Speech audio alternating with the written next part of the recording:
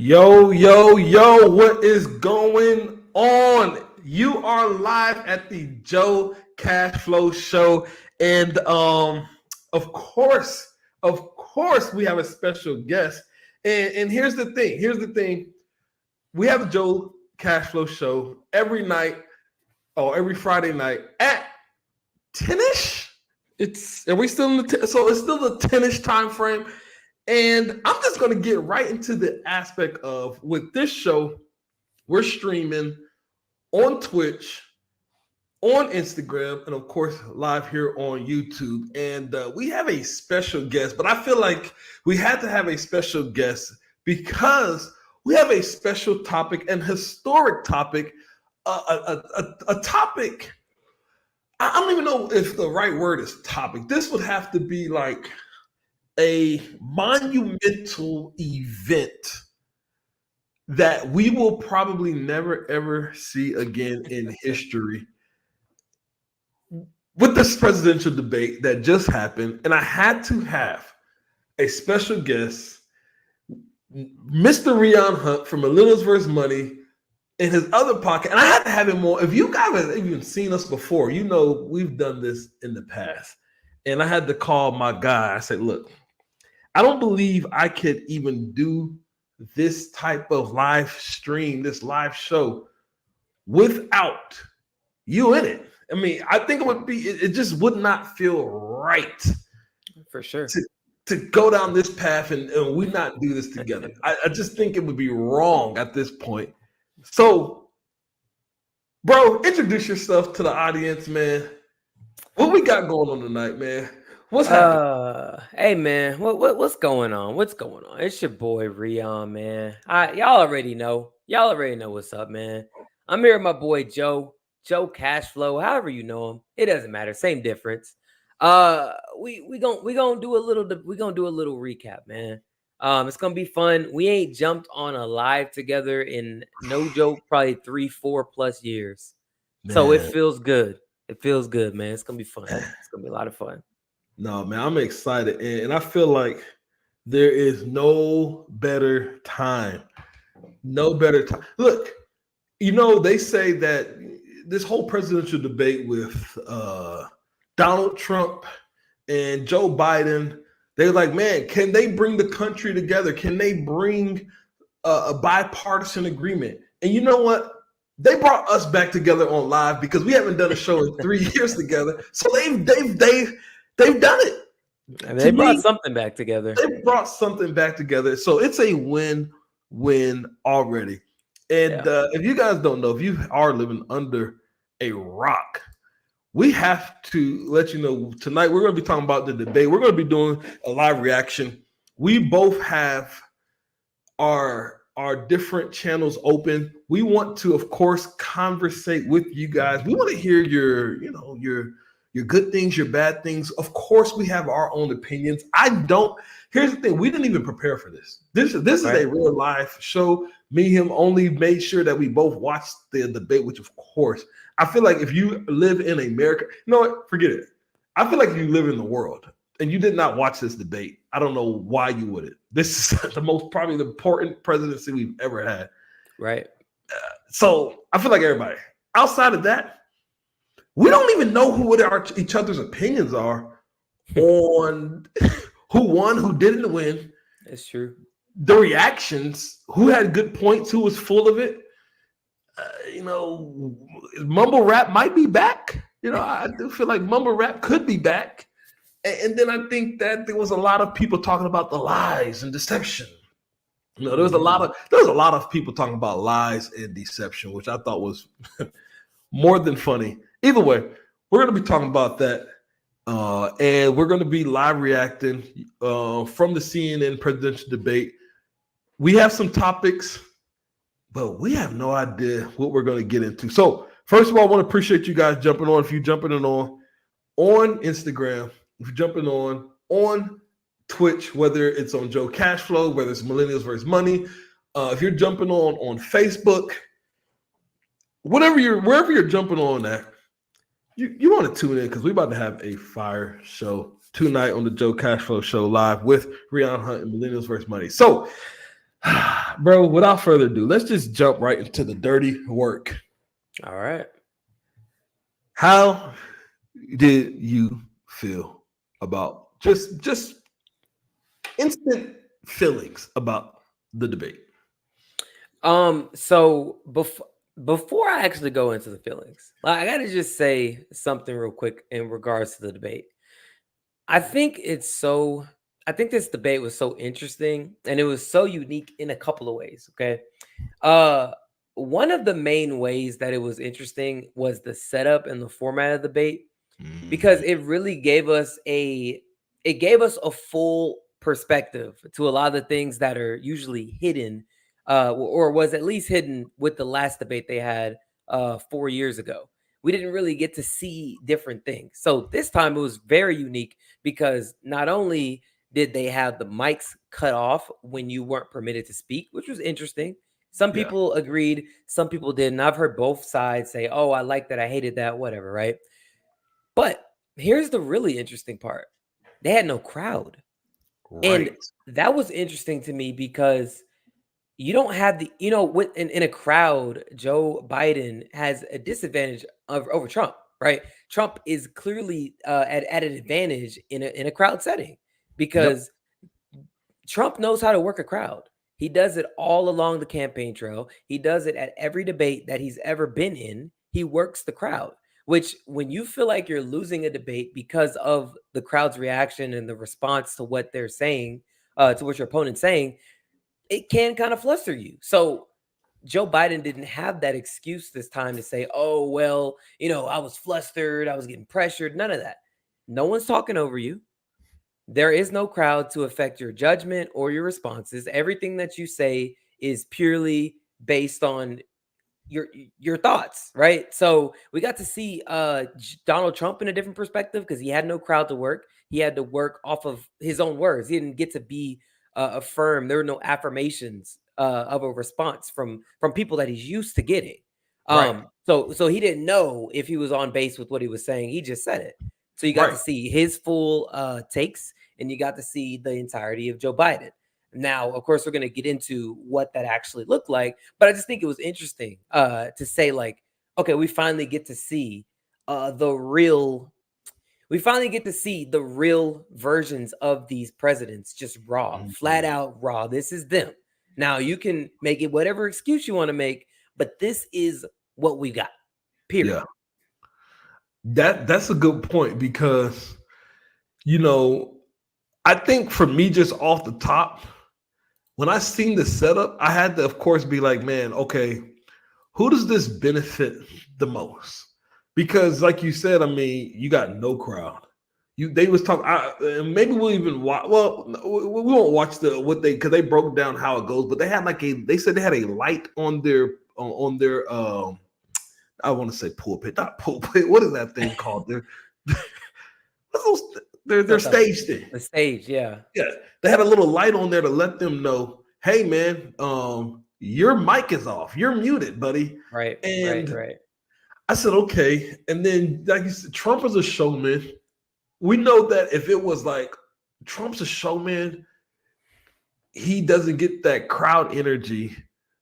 Biden is 81 years old, 82 years old, doing right, it. yeah, So I guess we kind of do need to hear him, obviously.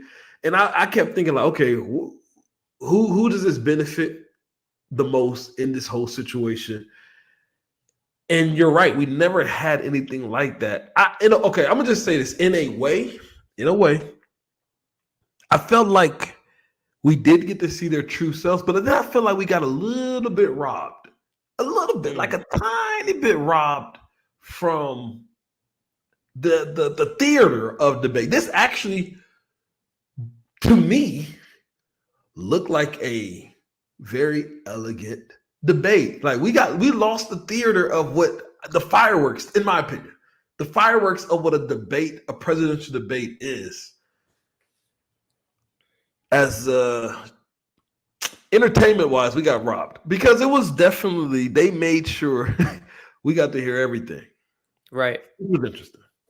What's right. up? We got Allie. Oh, you know what, Allie? is on IG saying, "What up, y'all? What is going down, Alley Cat? You What's know up? we What's up? live on here. You see, we got Rion on here, and we doing this live show. So, what's up to you, my friend? So, I'm going to tell you my feelings of it off the top. Okay. My feelings of it off the top was, man, wow. We've got two people, two senior citizens on the stage Mm-hmm. talking about things that is not going to even impact them in the next. I'm not trying to wish it on anybody, but in the next 5 to 10 years, I hate to say it, I'm not wishing it on anybody, Right. but 5 to 10 years, you guys might not even be here. Uh, dang, Ali said I like Rion's setup, so you don't like my setup. Is it because it's just a black ghost screen? I thought this would highlight me more. So, Hey hey, man, Hey man, I get it. I get it. I'll get better appreciate for it. my setup. But I'm like, man, okay. What am I watching? My feeling is I got two old men talking about making decisions on things that they're not going to even be around for. And my Right. initial feeling was, is this really, really our two choices? Whether people like, because we've had both their presidencies, which is unique. So whether people like Trump's better or Biden's better, 4 more years and then 4 more years after that, and maybe even 4 more years after that, these guys won't even be here. Yeah, that's true. So what are we talking about? So that was my initial feeling while I'm watching this and getting into the debate of these guys can say whatever, and this in our reality is going to impact me and not them. And that's my initial feelings on it. Yeah. I don't know. I thought it was a little bit. I thought actually, well, I'll say this. I thought it was a good debate. Actually, believe it or not, I actually thought it was a good debate. But from the aspect of, I got to hear everything. My choices, I'm not sure, man. So how about you, man? How's your initial feelings about Okay. Initial feelings. I am glad that Joe Biden accepted this debate. I actually have a different take from you. Believe it or not. I have a slightly different take. I understand the theatrics angle with debates, but so I watch every single debate, right? I'm talking the primaries. I watch all of those. I watch every single presidential one. I literally plan all I block off times of my weeks so I can make sure I sit down and actually focus and watch these things. Those debates from 4 years ago, the first general debates between Trump and Biden, awful. Absolutely awful. The talking over each other, the screaming. I don't know if you remember, like 4 years ago, when they first debated, it was absolutely mad. It was madness, it? Yeah, absolute madness. Like you couldn't hear anything. Oh, you're a big this, you're a piece of that. I mean, it was madness, and it actually, ironically, did kind of the opposite of what we wanted from the debate. We left with nothing. There was no substance we left with. We didn't know who was more qualified.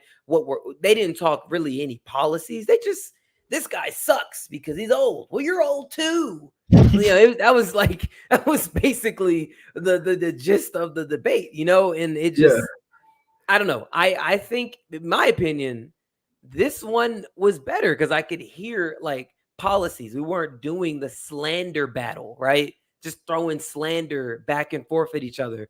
I could hear what are your policies? And right. one thing too, which I'll answer your question as far as what I thought about here in a second. But another thing too that I noticed with this debate is the moderators were so good. The Yes, moderators were completely in the middle. They put they didn't even hit him with like follow-up questions that made it seem like in any way. that they Yeah. were biased on in either side. It was Right. so down the middle. They cut off Biden, they cut off Trump. When you're done talking, you're done talking. And even I'm not gonna say Jake Tapper. His name's not Jake Tapper. The dude that was actually there. Um, there was a point when Donald Trump was like, "Hey, can I respond to this? What he just said?" He's like, "I mean, you can, but I'm going to ask another question. You don't have to Right. answer it, but you can respond in the seconds I'm going to give you." It's like, Yeah. Yeah. dang, Yeah. that like that's cool. But he cut Biden off mid sentence multiple Yes. times. Yeah. Like Biden's like mid thought, he cuts him off. All right, that's enough. All right, let's go, Trump. It's like, okay, so we're not biased. I can get with this. So moderation was good. Yeah. So just overall, first initial impressions, I liked it. Yeah. It was good. There was substance to this, and I think anyone that is on the fence or even just initially getting into politics, trying to understand and navigate the craziness, I think they had some kind of value from this. Yeah. And I think for me, I guess because I was expecting, like you said, what we got. By the way, Alex said, yeah, Lester Holt. I do remember that for sure. Lester Holt Lester did it Holt. 4 years ago, and he couldn't control anything. Mr. President, Vice President. No, wait, Mr. No, Yeah. Biden. Yeah, it was freaking Yeah, terrible. it was horrible. He didn't keep him in check. Ali said that on here on Instagram, and I guess for me, I knew the rules was happening, and I was expecting this. I guess I was expecting this childish affair, and I'm like, all right, let's hear the children go at it. I'm planning on getting my popcorn together and my drink because this is going to be hilarious. Right. And in my head, I'm thinking, all right, we're about to have these two now. And as I said, for me, it felt lackluster because I'm thinking I'm about to have these two old childish men throw all kind of nonsense at each other and get into this battle, and then Trump. I mean, just Trump's going to get pissed off, but Biden's going to be stuttering the whole time, and I'm like, oh, this is going to be hilarious, and it really wasn't. Matter of fact, I would even tell you that to me, Trump looked a little old. He didn't have the same, and maybe that's because he didn't have the crowd because he's a showman, but he didn't have that same like punch, like that Trump punch that I'm used to. I was like, oh, kind of. I don't know. I guess in my head, I'm thinking of him calling somebody's wife fat. You know how he goes. Your wife's fat. You're ugly. Loser. Yeah. He only talked about Hunter being on crack every night. I don't even know if he even said his son was on crack like that. You know what I mean? I don't know. I guess I thought that. Now, I will say one thing. CNN, I must say, I agree. CNN showed that they could have and host to me, a debate and be down the middle, even though we know which side they're on. But there was numerous times where they let each other go last. Even if one of them had the 2 minutes first, they let the other person go last. And there was numerous times to where, like you said, they cut him off, even Biden. Like, all right, Mr. President, that's all. We got to get to the next topic. And I thought that even when they would let them know, hey, you have this much time left, finish your, I asked you this. Can you please finish it? Which I thought that was one of the highlights of the debate, all throughout the debate with certain topics. So, but yeah, I guess for me, maybe I thought it was good. That's why I said it was a good debate, because I'm like, wow, I heard everybody. And like you said, we heard the policies, but I didn't get the freak show that I thought I was going to get. I thought I was going to get the freak show, the insane, insanitary, maybe someone even, I don't know, man. I heard people doing bets about people getting slapped on stage and hit on stage. Right. I mean, there was some weird, I think there was a few of us that was really maybe hoping for some weird activity to pop up on the screen, and it didn't. But I actually had to sit there and listen to what they said, and I heard what they said. Mm-hmm. I thought it was very interesting. And I do got to give it to me. What I know, we'll talk about winners and losers, but in my opinion, CNN won. hate to say it, CNN won. That is my winner. CNN won. CNN, they won. They did an actually decent job. The moderators did a good job. And Okay.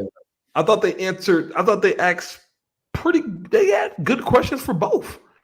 It's actually interesting. It was almost so interesting CNN being left that, of course, I may have to throw a conspiracy out a little early. It was so interesting. Right. I'm like, the whole thing that people think Biden might not actually be elected, and it could be Galvin Newsom, or it could be Michelle, or it could be, of course, his vice president might end up being the switcheroo. I'm almost like, when CNN cut him off a couple of times, and they asked some decent questions. Like, man, are they trying to catch old Sleepy Joe up? Is that what are they trying to do here? That's kind of weird. Why would you go at your boy like that? Either way, right. Well, I think we should at least get into a few parts of this debate. And there was a lot that was talked about. But I think that at least hearing both these guys, how they even open, is important. And who walked the stage. Let me fast forward just a little bit, because they went through the candidate rules. Here we go. And let's just see how our two presidents came out and showed it showed their struts. Right. Let's start off with the president showing their struts and what they're about doing. Let me present this here. And then we're gonna get into hearing their opening statements, and let's hear even the first thing, because I think even the first topic that was talked about, interesting, very interesting. I think it was the economy. I don't know if I'm right though. They went in the economy, and they went with we'll hear it. We'll hear it real quick, and then we'll get right into the debate. So, by the way, you live watching us, man, stay tuned. Man, we're just getting warmed up. And I guarantee this is going to be the best reaction show. And of course, this is only the first one. This is going to be a long election. And I cannot wait to have many more conversations on this. So hit the like, hit the subscribe, man. Keep following. Let's go. For sure. President Biden will be appearing on the right. A coin toss determined their positions. Each candidate will have 2 minutes to answer a question. Follow-up clear. Time for a candidate to speak. His microphone will be turned on, and his opponent's microphone will be difficult to understand for viewers at home. There is no staff or not in their campaigns. 6th President of the United States, Joe Biden. Folks, how are you?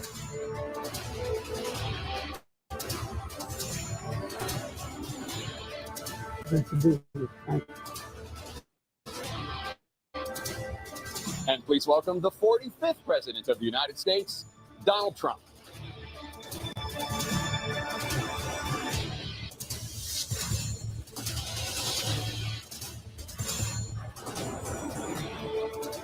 Gentlemen, I got to at least bring this up really quickly. Just really quickly. Wait a minute. It's not the screen I want it. I want to bring this up. Why don't I have the other one? Where's this at? Oh, that's interesting. Bro, I'm not trying to be funny, but that's interesting. I don't even think wait a minute. Wow. Okay. I did. Hey guys, man, we're live at the Joe Cashflow Show. Hey, I want to bring this up really quickly. Why did they have? Because I'm thinking like in a boxing match, you kind of have the challenger come out first. Why do you think Joe came out first? To me, that was kind of weird. That's true. Yeah, you're supposed to have the champ come out last. Yeah. That's interesting. I remember when I first seen it, I was so confused. I'm like, they're like the 46th president, and now the 45th, and I would think that would be backwards. Like I thought the 45th. No, you're right. You're right. I didn't even catch that. That's a good point.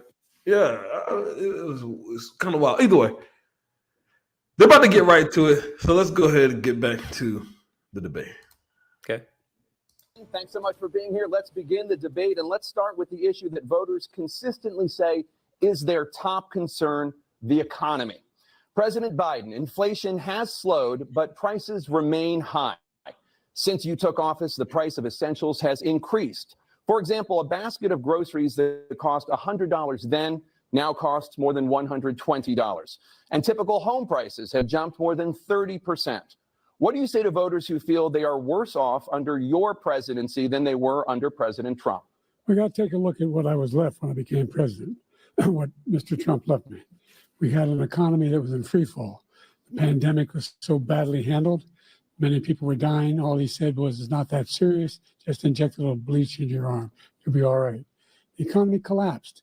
There were no jobs. Unemployment rate rose to 15%. It was terrible. And so what we had to do is try to put things back together again. And that's exactly what we began to do. We created 15,000 new jobs. We brought out a position where we have 800,000 new manufacturing jobs, but there's more to be done. There's more to be done. Working class people are still in trouble. I come from Scranton, Pennsylvania. I come of a household where the kitchen table, if the things weren't able to be met during the month, it was a problem. Price of eggs, the price of gas, the price of housing, the price of a whole range of things. That's why I'm working so hard to make sure I deal with those problems. And we're going to make sure that we reduce the price of housing. We're going to make sure we build 2 million new units.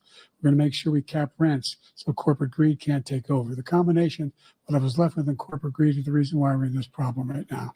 In addition to that, we're in a situation where if you take a look at all that was done in his administration, he didn't do much at all. By the time he left, things were in chaos, literally chaos.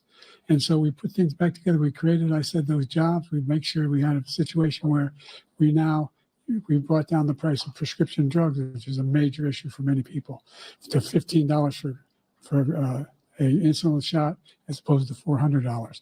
No senior has to pay more than $200 for any drug, all the drugs they can include beginning next year. And the situation is and we're going to make that available to everybody, to all Americans. So we're working to bring down the price around the kitchen table, and that's what we're going to get done. Thank you. President Trump? All right, real quick, before we, of course, I want to hear Trump's, before we hear Trump's rebuttal on it. This is the part where I feel like I represent we're the next generation. I feel like as a millennial, I'm an 80s millennial at that, right? So as an 80s millennial, 35-year-old, I fit all the demographics of a quote unquote good American. You know what I mean? Good American, not good Black American, good minority, like a good American. And I must confess, bro, I got to confess, my reality of actually into politics is not, of course, as much as you.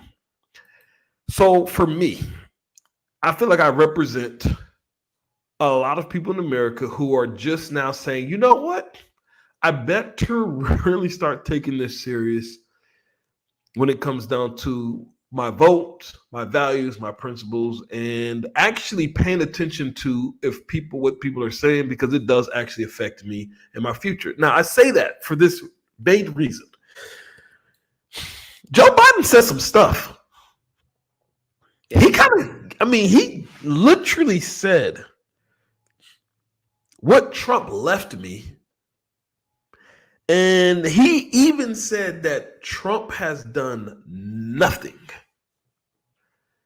which is a very interesting. He gave his things. He gave his things. But I have to say,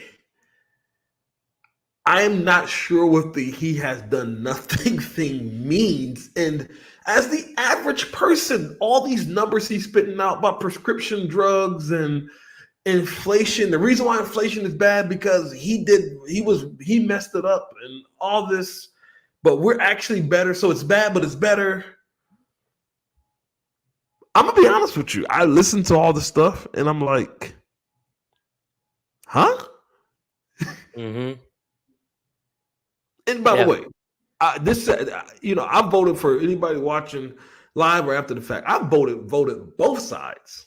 Literally, I voted for Republicans, for black presidents, for women, for billionaires. I voted for everybody. I'm right down the middle, and I'm getting new to it. So, can you at least help me understand why would Joe say, even though we know we had COVID, because he mentioned COVID, he feels like Trump didn't do anything and did a terrible job, which we know that did affect our economy. Yeah. Something that's not really in anybody's control. So why would he literally come out and say, hey, man, we all know what's going on? Like the scene, they asked him, bro, we're not stupid. We're looking at inflation. Everything costs us more. Yeah. So this is a concern for us in this election. Right. And then he goes, it's this guy's fault. It's this guy's fault. So help me out, bro. I mean, well, look, you already know the answer to that. I mean, it's easier to blame the other guy. And you know what sucks? You know what really sucks? For people who are going to just go back and research after this, and they're just going to take the debate at face value, which a lot of young college age students do. You'll notice across college campuses, a lot of students are Democrat.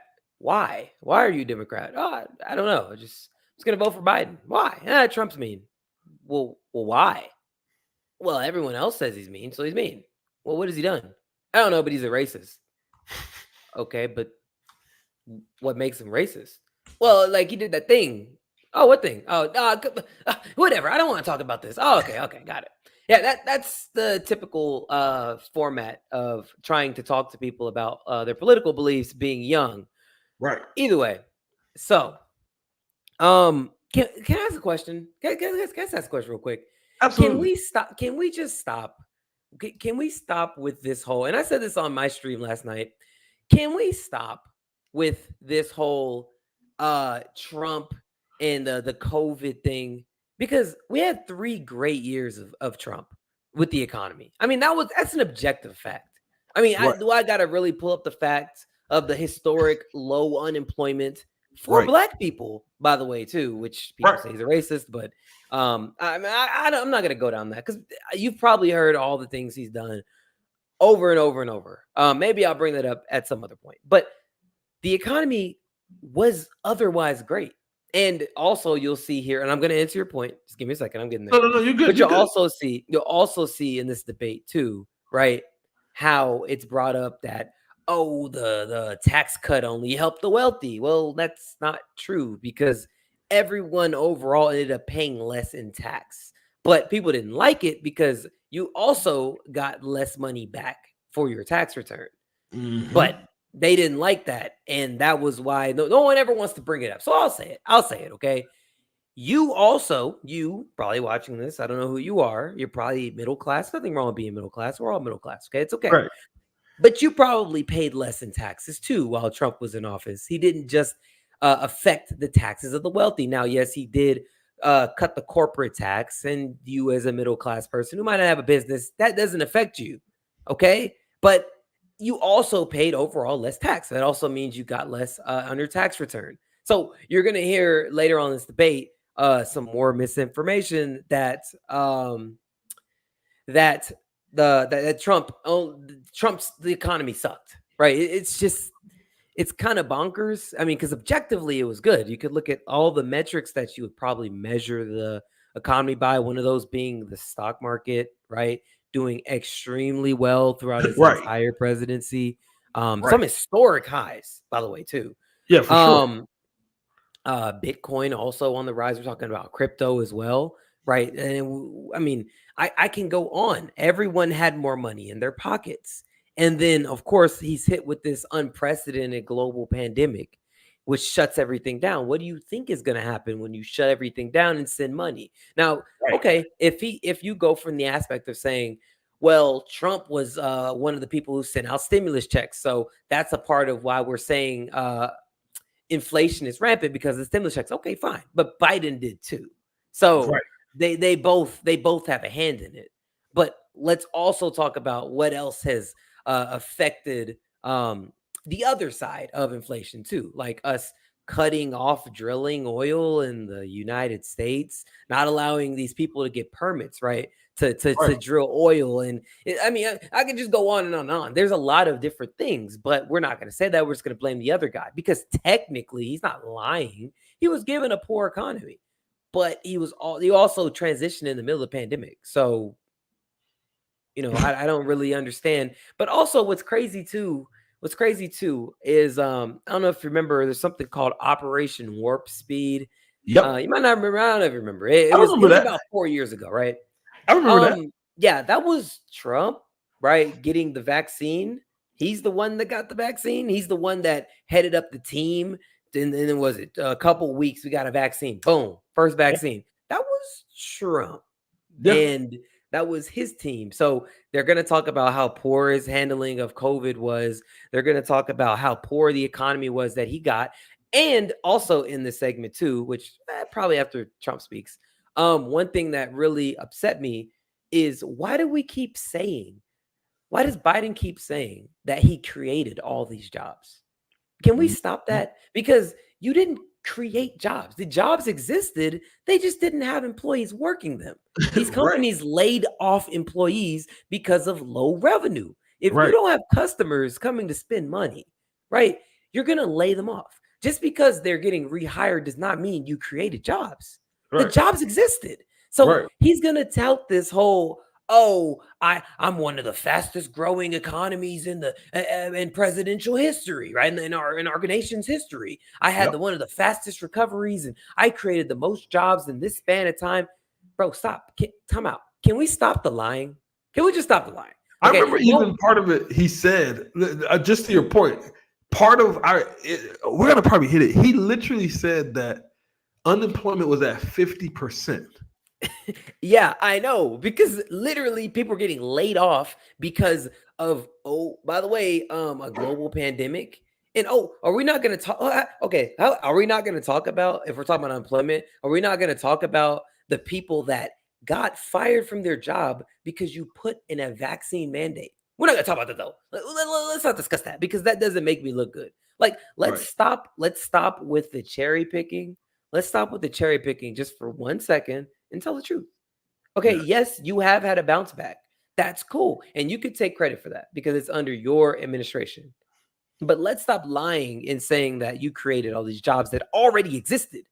You didn't create them. People just came back to work for the companies that they used to work for. Right. So again, the answer to your question, why is he saying it? It's easier to say that. It's easier to say that. This is also the same guy, by the way. And by the way, I know I'm sounding like super like leaning Trump's way, but I'm gonna call out Trump too. Let's just keep that. We're just talking about Biden. He had his moments as well. Oh yeah, he has his moments. But this is also I forgot my train of thought at this point. But either way, this is also hold on. What were we talking about? It doesn't matter. We'll come back to it. We'll come back to it, bro. We'll come back to it. Well, no, you was just mentioning how we was talking about the economy, and you was missing. Oh man, you was just mentioning how because you said he's also the person. We'll get back to it. We'll come back to it. It's all right. Either way, to close what you're saying on this aspect of the point for you is he blames the other guy. He takes credit and he comes out the gate saying, like, yeah, guys, all these things are happening, but it's actually not me. Of course, he'll take the credit for the things that technically happened under someone else. But he's saying, but this stuff is actually not my fault. Let's hear what Trump's got to say. Okay. Because I think this is going to be a part to where it's going to be very curious. We have the greatest economy in the history of our country, and we have never done so well. Everybody was amazed by it. Other countries were copying us. We got hit with COVID, And when we did, we spent the money necessary so we wouldn't end up in a Great Depression, the likes of which we had in 1929. By the time we finished, so we did a great job. We got a lot of credit for the economy, a lot of credit for the military, and no wars and so many other things. Everything was rocking good. But the thing we never got the credit for, and we should have, is getting us out of that COVID mess. He created mandates that was a disaster for our country. But other than that, we had given them back a country where the stock market actually was higher than pre-COVID, and nobody thought that was even possible. The only jobs he created are for illegal immigrants and bounce back jobs, a bounce back from the COVID. He has not done a good job. He's done a poor job, and inflation's killing our country. It is absolutely killing us. Thank you, President Biden. So that's kind of like where, that's kind of like what you were just saying. Trump's like, hey, look, just to be clear, the economy under me was as strong as it had ever been. And then when we gave you back the country, we was already getting everything together. But you're claiming that you did these things based off of the bounce back jobs. Right. So yeah, this was some of your points here. Yeah. I mean, that's what I'm saying. I think we need to come out and just say, can we just stop the lying? Okay. That's been Biden's talking point for the last 4 years. And I'm just over it. And I feel like not enough people are calling him out. You didn't create jobs that already existed. That's not called a creation. You can't create something that exists. So they just came back to work. But I get it. You're going to put it in your jobs reports. Cool. But you don't get to take the credit for the fastest growing economy. All we did was just open the door that was closed before. What do you think is going to happen?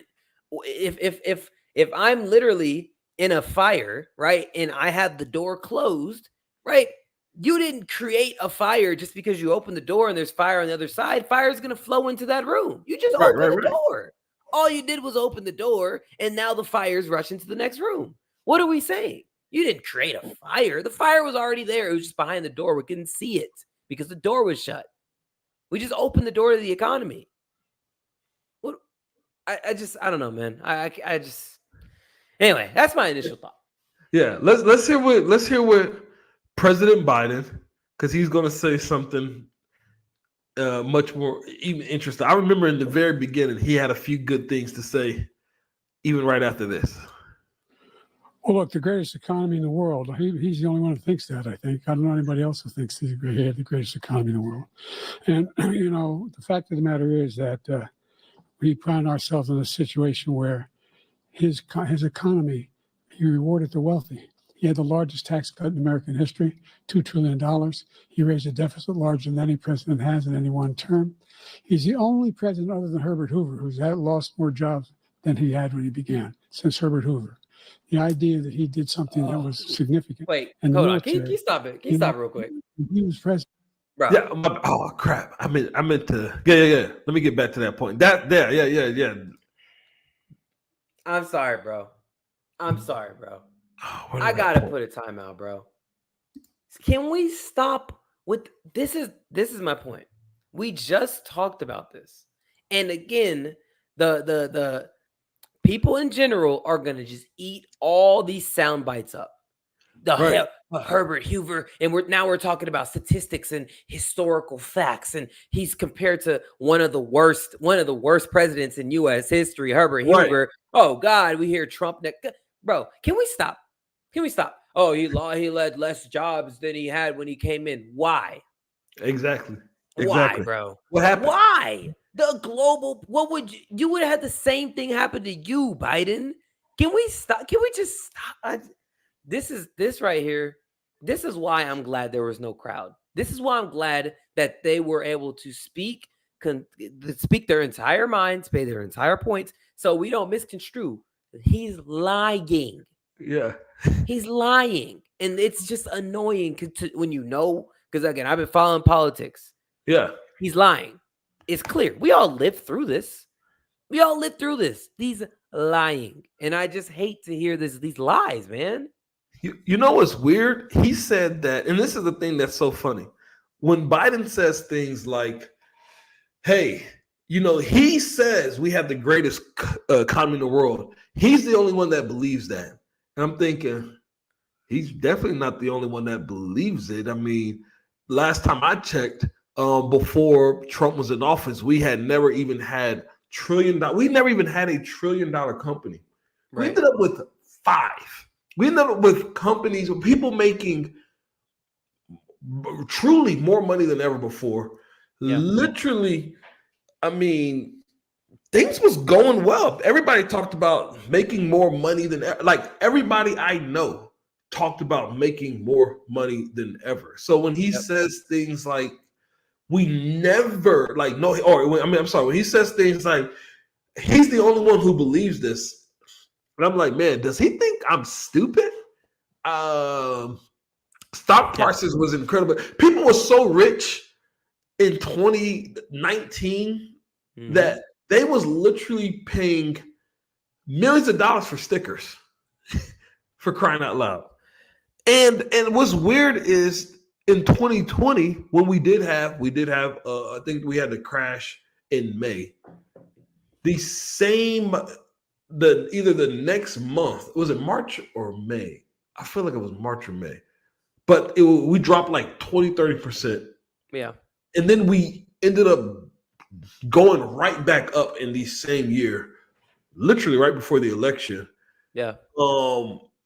In the market, it was insane. And then, of course, when he was getting elected, we seen what happened with real estate. You had people with the stimulus gladly working from home, even when the pandemic happened, happily working from home with money, in all reality, enjoying themselves. Yeah. So when he says stuff like he's the only one who believes that, that's where I'd be like, okay, I don't think he's the only one that believes it. I think that all those people where their stock prices and their mutual funds and their 401ks and other different things was sky high. I think I gotta even look at the price. Can we let's bring something up? I'm just very curious. Let me bring one thing up. Yeah, bro, go for it. Because I just want to make sure I'm not tripping. I like to go through. Let me actually share the screen because I feel like he made a comment, so we should at least, at the bare minimum, let's at least look at the S&P 500 historical return. We're going to use something called macro trends.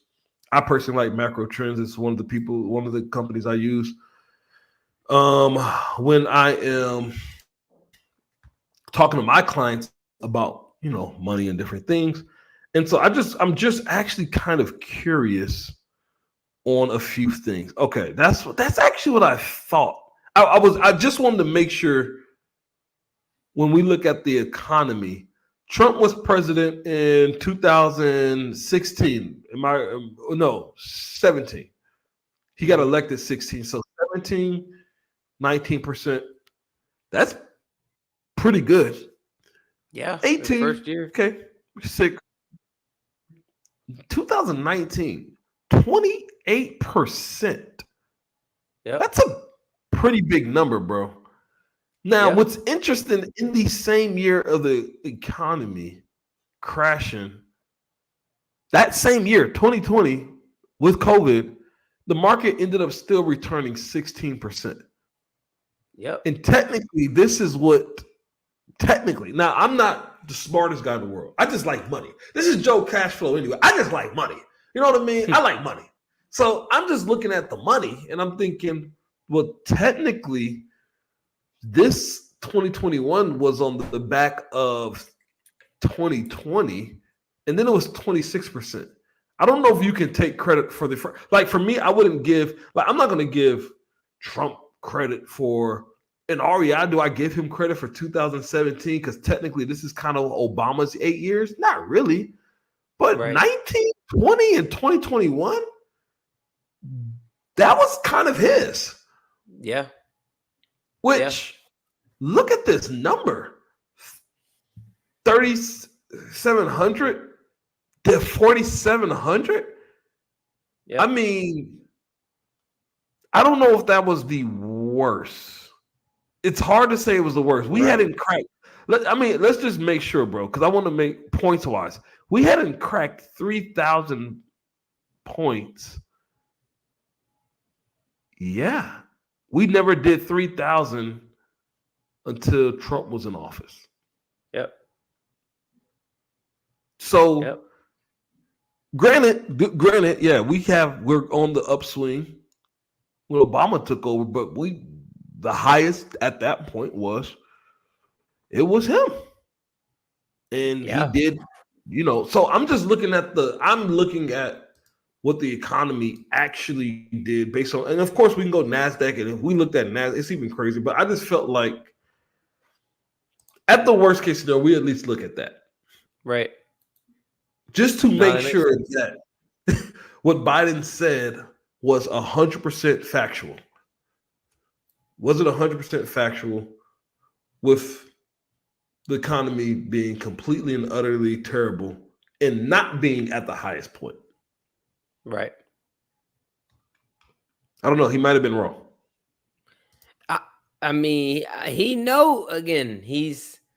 This is intentional. That's the problem. It's intentional. He knows it's not true. It's not true. Like, it's flat out a lie. It's not even like partially true. It's just a flat out lie. Yeah, that's crazy word. Let's I hope I got back to the right part. Let me see. Still find ourselves in a position where you had a notion that. Dang, man, I went a little bit too far. I think I did. I think I went too far. Let me see. We created 15,000. No, where's the? Make sure we had a situation where we brought down the price of prescription drugs, which is a major issue for many people. Okay, that's when he first was talking, right? Yep. So Trump goes, and nobody thought that was even possible. The only jobs he created are for illegal immigrants and bounce back jobs in our country. It's economy in the world. Killing us. Okay, here we go. Thank you, President Biden. Well, look, the greatest economy in the world. He's the only one who thinks that, I think. I don't know anybody else who thinks he's the greatest economy in the world. And, the fact of the matter is that we find ourselves in a situation where his economy, he rewarded the wealthy. He had the largest tax cut in American history, $2 trillion. He raised a deficit larger than any president has in any one term. He's the only president other than Herbert Hoover who's lost more jobs than he had when he began, since Herbert Hoover. The idea that he did something that was significant. And the military, when he was president, they were still killing people in Afghanistan. He didn't do anything about that. When he was president, we were still finding ourselves in a position where you had a notion that we were this safe country. The truth is, I'm the only president this century that doesn't have this decade, that doesn't have any troops dying anywhere in the world. I at least got. I just want to make sure. Does he mean the century or this decade? And he is the only president. Okay. Bro. Technically, since 2020. Yeah, I literally don't. Okay. Bro, first off, it was Trump's plan to get out of Afghanistan. Trump had already set it in motion. So how did he not do anything about people dying in Afghanistan? He was pulling out people from Afghanistan actively throughout the course of his presidency until they were officially going to withdraw completely. That was something he already had set up when Biden got in office. What are we saying? Again, lies. It's not true. It's just not true. Yeah. This is very interesting. All right, let's see. Like he did. President Trump, I want to follow up if I can. Am I allowed to respond to him? Well, I'm going to ask you a follow-up. You can do whatever you want with the minute that we give you. I want to follow up. You want to impose a 10% tariff on all goods coming into the U.S. How will you ensure that that doesn't drive prices even higher? It's not going to drive them higher. It's just going to cost countries that have been ripping us off for years, like China and many others, in all fairness to China. It's going to just force them to pay us a lot of money, reduce our deficit tremendously, and give us a lot of power for other things. But he made a statement. The only thing he was right about is I gave you the largest tax cut in history. I also gave you the largest regulation cut in history. That's why we had all the jobs. And the jobs went down and then they bounced back. And he's taking credit for bounce back jobs. You can't do that. He also said he inherited 9% inflation. No, he inherited almost no inflation, and it stayed that way for 14 months. And then it blew up under his leadership because they spent money like a bunch of people that didn't know what they were doing, and they don't know what they were doing. It was the worst, probably the worst administration in history. There's never been. And as far as Afghanistan is concerned, I was getting out of Afghanistan, but we were getting out with dignity, with strength, with power. He got out. It was the most embarrassing day in the history of our country's life. President Trump. So really, really quick on the aspect. Obviously, Trump wanted to correct him. Now, here's the thing. I want to at least talk about, let me ask you this, because you're a business owner, like I'm a business owner. And,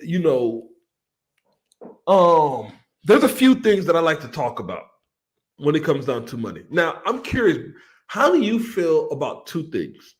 When you hear the tax cuts and they say, hey, the tax cuts helped mostly the wealthy people. And then I want to kind of see what your thoughts are about the tariff thing. And the reason why I want to bring this up is because if I'm not mistaken, most of the wealthiest people in the United States, which I actually I got some statistics of my own. I had to look up millionaire statistics. Do you know that the United States has 39% of the world millionaires are in the United States? Wow. 39% of the entire world's millionaires is in the United States. No, none of that. Crazy number. Now, I mentioned that because we have some of the biggest companies in the world. We have trillion-dollar companies and different things like that.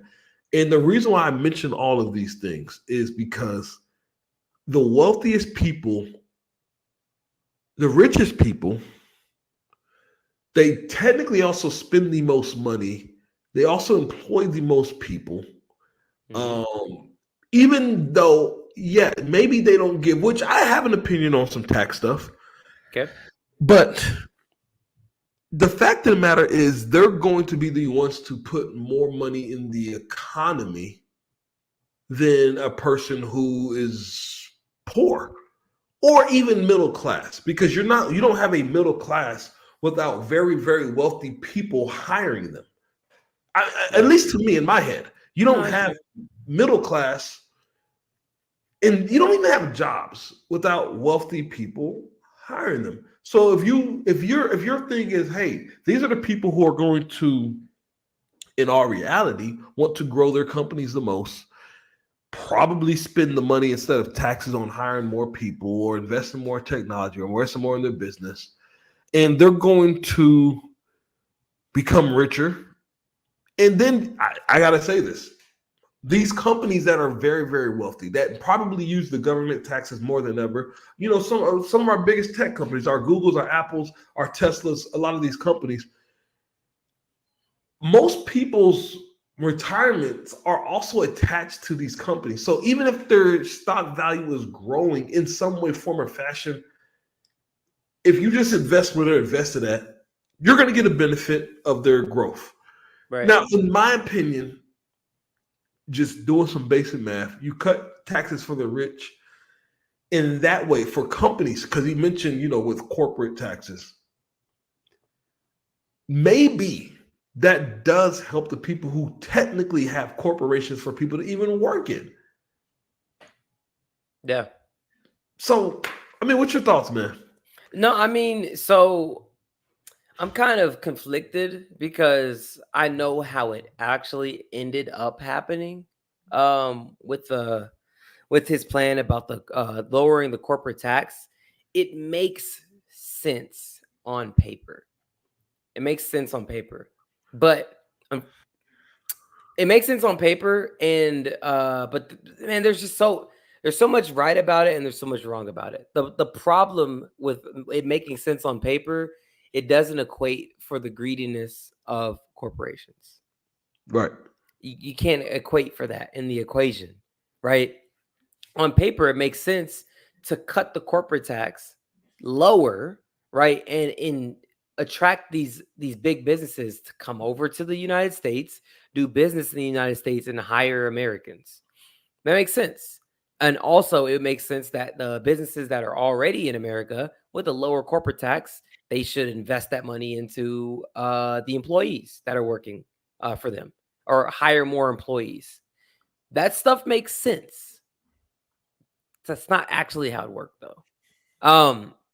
It instead, a lot of corporations didn't do anything. They call it trickle down economics, by the way, where you invest into the most wealthy in the economy, and Mm. from there they'll pass the money back down to the middle class, to the poor, because they have so much excess money because they've been benefited through their business. They'll hire more people.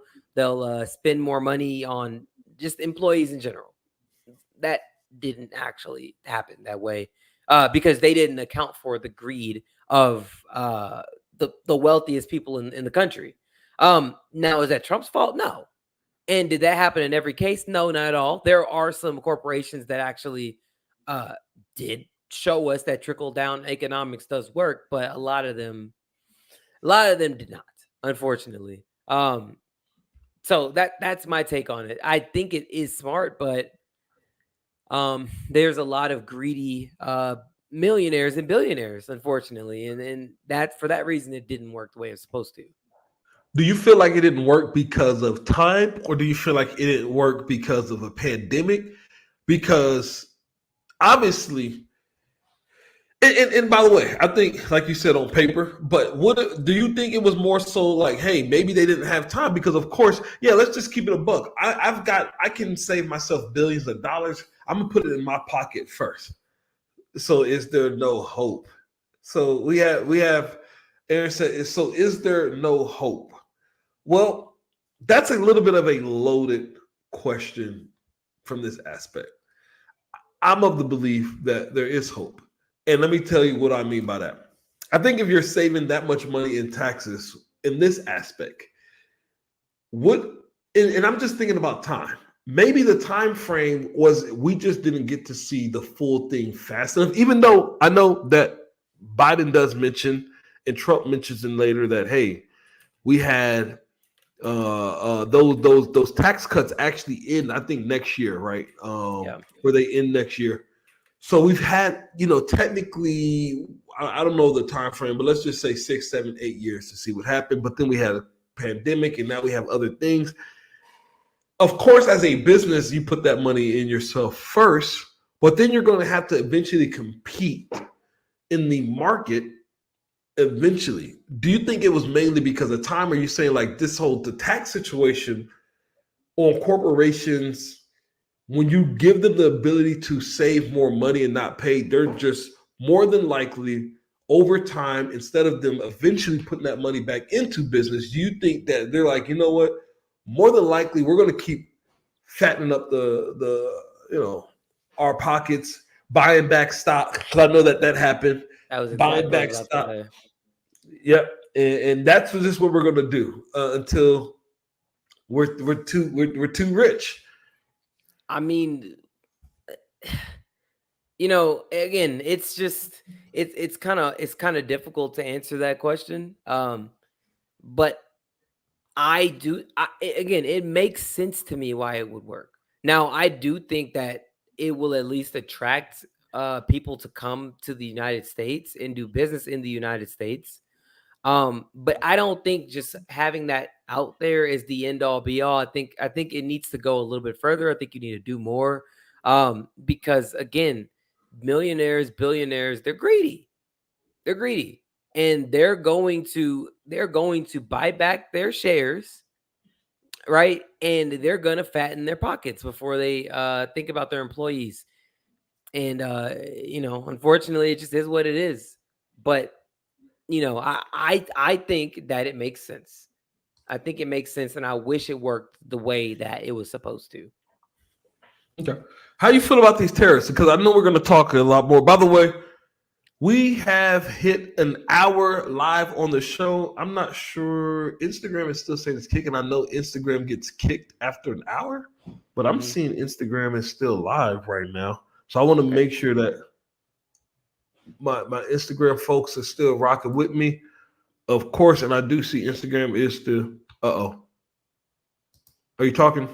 Oh no, never mind. I'm tripping. I went to the Instagram and showed you talking. I'm like, you know how it goes. But either way, I'm just going to make sure my Instagram folks are still kicking. But either way, what about this tariff thing? Because this was something that comes up a couple of times when it comes down to this 10% tariff. And I first of all, what is a tariff? For all of us newbies who we're just hearing all these things of I'm going to make them pay because we're not getting our fair share and they're screwing us over.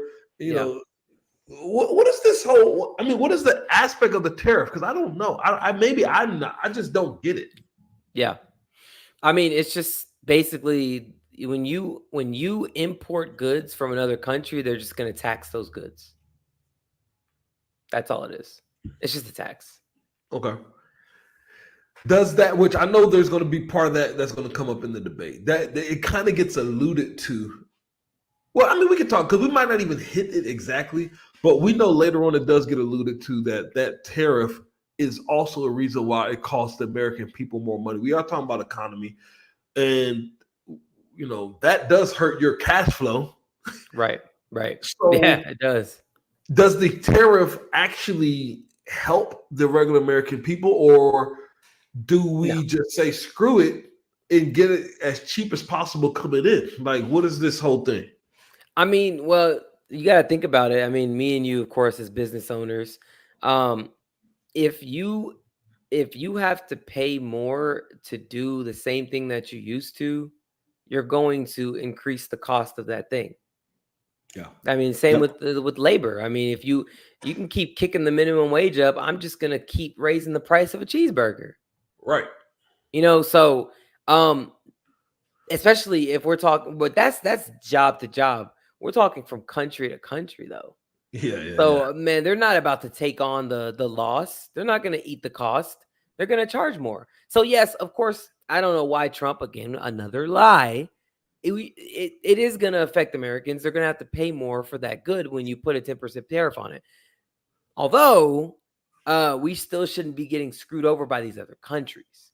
So we do need to figure out what we're going to do about that. But also, man, America is so used to getting things cheap. How about we just stop importing things and start making them in our own country? Right. Like, that's the reason we're used to this cheap. Everything's cheap, right? We're going to get freaking these things from China and get them sent in, right? How about we just stop altogether? Stop relying on China. Let's just make the things here, manufacture them here. Why can we not manufacture some freaking t-shirts? Why is every t-shirt made in China? Yeah. I don't understand. And why are we buying them from China? Yeah. Task someone in our own country to manufacture them and distribute them throughout the country. But it would cost more. That's the problem. But we just need to get over this cheap lifestyle and start to pay what it is actually worth. Yeah. No. I agree. Let's hear, because I know they're going to hit a few more points on the economy, and then we're going to go to another section of the debate. Either way, while you're watching live, of course, man, hit them likes and subscribes, man. Share this bad boy up. By the way, who else is giving you? I gotta say this. Who else at 12 o'clock Central Time, 1 o'clock Eastern Time is giving you this work? I know some of y'all didn't even watch the debate. Some of y'all did. Some of you guys don't have an opinion. Some of you guys are even scared to even think and not be a sheep. And we're talking about your money. By the way, this whole thing is about your money in some way, form, or fashion. So, and I got a question that we're going to answer really quick. I do see the question up. So my thing is, look, who's giving you this type of energy? 12 o'clock at night, talking about what's going to affect you with Joe Cashflow, Millennials versus Money, Rion Hot. So we got a question. I thought the tariff was punishing the other countries. Why would I have to pay more if they have to pay more to import? That is actually a great question. I think that this goes on to the point that Rion was making of the fact of the matter, if I'm a business owner, why would I cut my profits and you need my goods or you need my service? So you need me. So why would I take on those profits? Why not just go ahead and pass them on to the consumer or who's going to need it? Because at the end of the day, you can, the tariff, the tax, or even when, with us as business owners, I got to keep my profit as a business. I need to, lower my expenses, increase my revenue, so I can have profit, so I can have as much income as possible. There's no way in the world I'm going to take a 10% reduction, and if I have a way to pass it on, especially if I have leverage on the situation, then of course I'm going to pass it on. And so to your point of the question, and then Rhea, I want to hear you kind of attack this question with the question on the screen here. The tariff was punishing other countries. Why would I have to pay more? Well, the problem is that other countries, no matter what we attach to them, because we don't want to, do our own work. We don't want to develop it here. We don't want to be a country that is a producer and an exporter the way we should be, the way we actually have research. First of all, with the technology that we have, with the resources, we're one of the smartest nations in the world. We're the richest nation in the world. We have the biggest military. We're positioned uniquely to be able to export. And even population-wise, we're not the youngest, but we're not the oldest. So, I mean, we're positioned to really export. And I'm not trying to be funny. We have a country where we're built on immigration. So I'm not trying to say what I'm about to say, but I have to at least say it. Essentially, we're going to forever and a day always allow people to come to this country. So we're not going to have a supply and we're not going to exactly run out of workers anytime soon. So why don't we export? But there's greed on both sides. Either way, I got some more. What's your point of this? Because there is a greed to the American company that they know they can pass that cost that they get to the consumer because of our country being reliant on it, and to the point of we'd rather have cheap stuff than quality stuff, and we don't want to do the dirty work as American citizens. Rian, what's your thing on this? Because I think this is a great question. Yeah, I mean, like kind of like how we already talked about. I mean, again, if I'm just going to charge more for the item, if you're going to tax more, that's it. So the country is punished, but so is the consumer. You want my good, well, I'm just going to charge more for the good. Simple. That's it. If you want this good so much, well, here, I'm just going to mark it up 10%. Yep. I mean, I don't know, man. I don't know. Let's hit the, thanks for the question, man. Keep them coming. By the way, anybody that have questions, man, we're going to be going through this, reacting and answering your questions live, giving our opinions, of course, and stating some of the facts. Let's keep it going. Over the last 8 years, under both of your administrations, the national debt soared to record highs. And according to a new nonpartisan analysis, this is actually a pretty interesting one as well. There were some things that was said that I did not know, and I don't even know how true they are. I'm actually very curious on.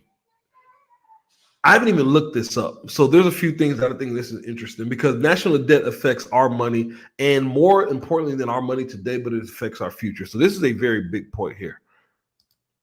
President Trump, your administration approved $8.4 trillion in new debt. Well, so far, President Biden, you've approved $4.3 trillion in new debt. So former President Trump, many of the tax cuts that you signed into law are set to expire next year. You want to extend them and go even further, you say.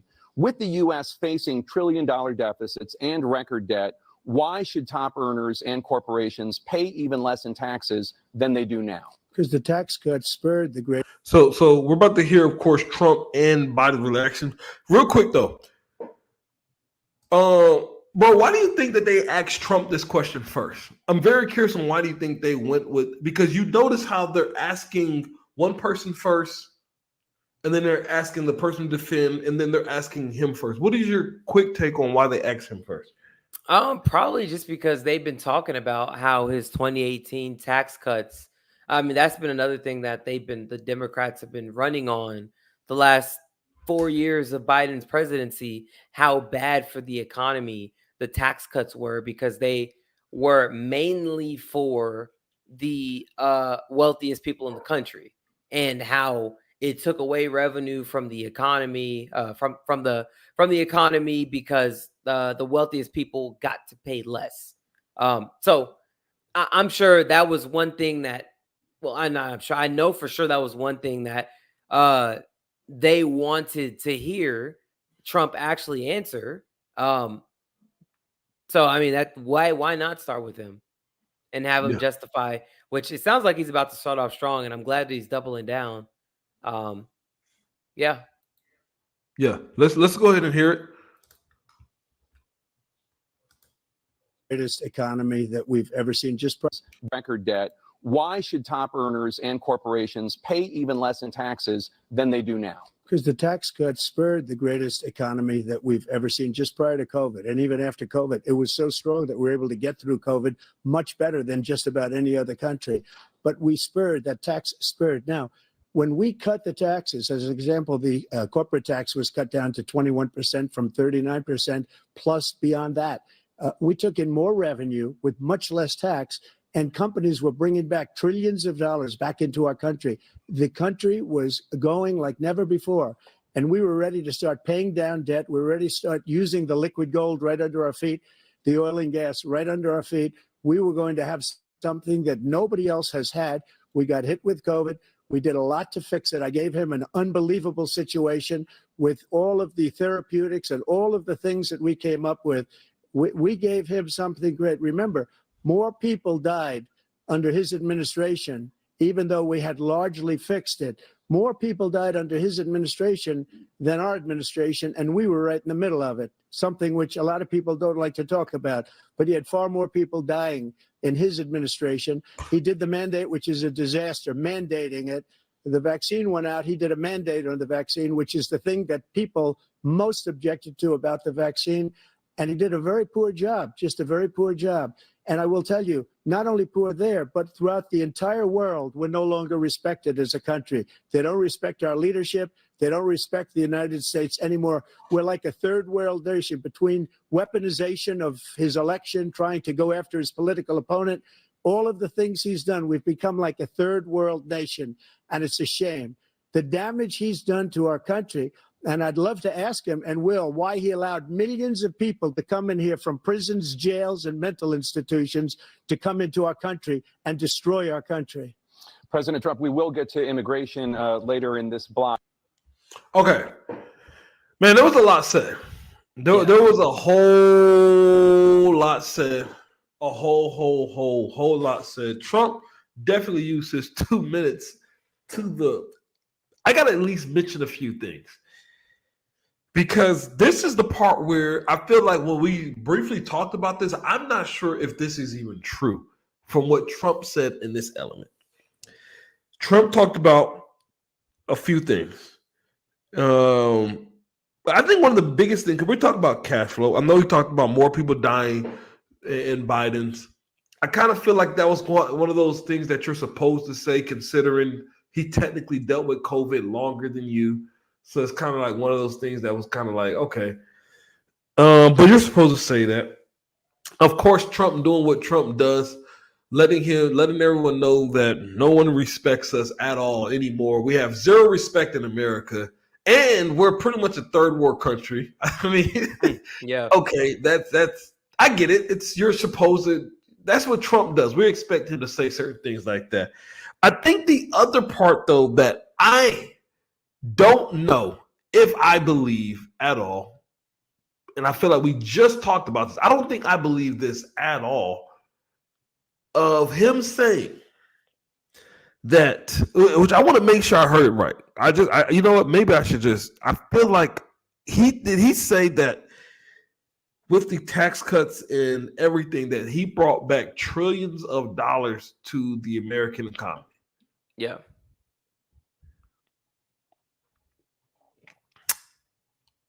I don't know.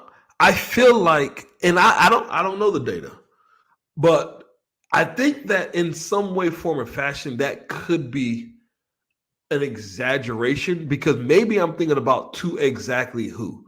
Trillions of dollars back to the American economy. In what I don't understand. In what way? Do you think that he brought trillions of dollars back with the tax cuts? Because he didn't really. I mean, I don't know. I don't even know what the debt that he spent the money on. Right. No, I don't. Even to my knowledge, I don't know exactly where the trillions of dollars went. If he actually brought that much back, I couldn't even tell you. Yeah, so that's why I'm kind of like, okay, where did it go? I mean, are you talking about because people's stock prices went up?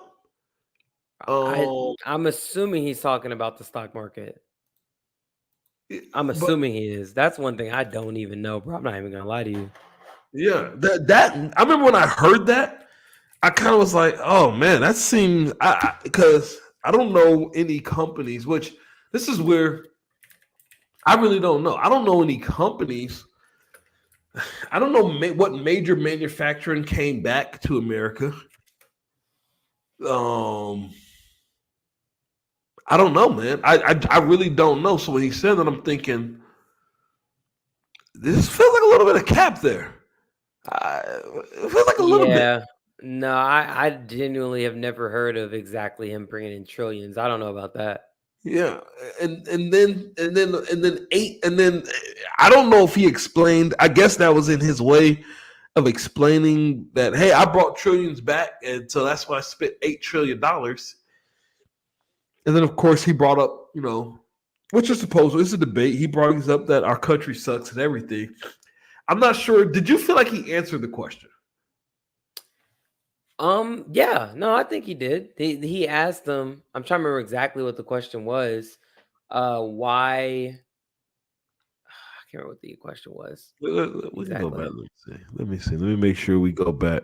But I know his answer for sure. I just can't remember. He answered it right away, and then he went on a tangent. Let me see. Let me go back. Just so we can be here. Is we're bringing back trillions of went down and then they bounced back. I was getting out of Afghanistan, but we were getting out. Debt. There we go. Partisan analysis. President Trump, your administration approved $8.4 trillion in new debt. Well, so far, President Biden, you've approved $4.3 trillion in new debt. So, former President Trump, many of the tax cuts that you signed into law are set to expire next year. You want to extend them and go even further, you say. With the U.S. facing trillion-dollar deficits and record debt, why should top earners and corporations pay even less in taxes than they do now? Because the tax cuts spurred the greatest economy that we've ever seen just prior to COVID. And even after COVID, it was so strong that we were able to get through COVID much better than just about any other country. But we spurred, that tax spurred. Now, when we cut the taxes, as an example, the corporate tax was cut down to 21% from 39%, plus beyond that. We took in more revenue with much less tax, and companies were bringing back trillions of dollars back into our country. The country was going like never before, and we were ready to start paying down debt. We were ready to start using the liquid gold right under our feet, the oil and gas right under our feet.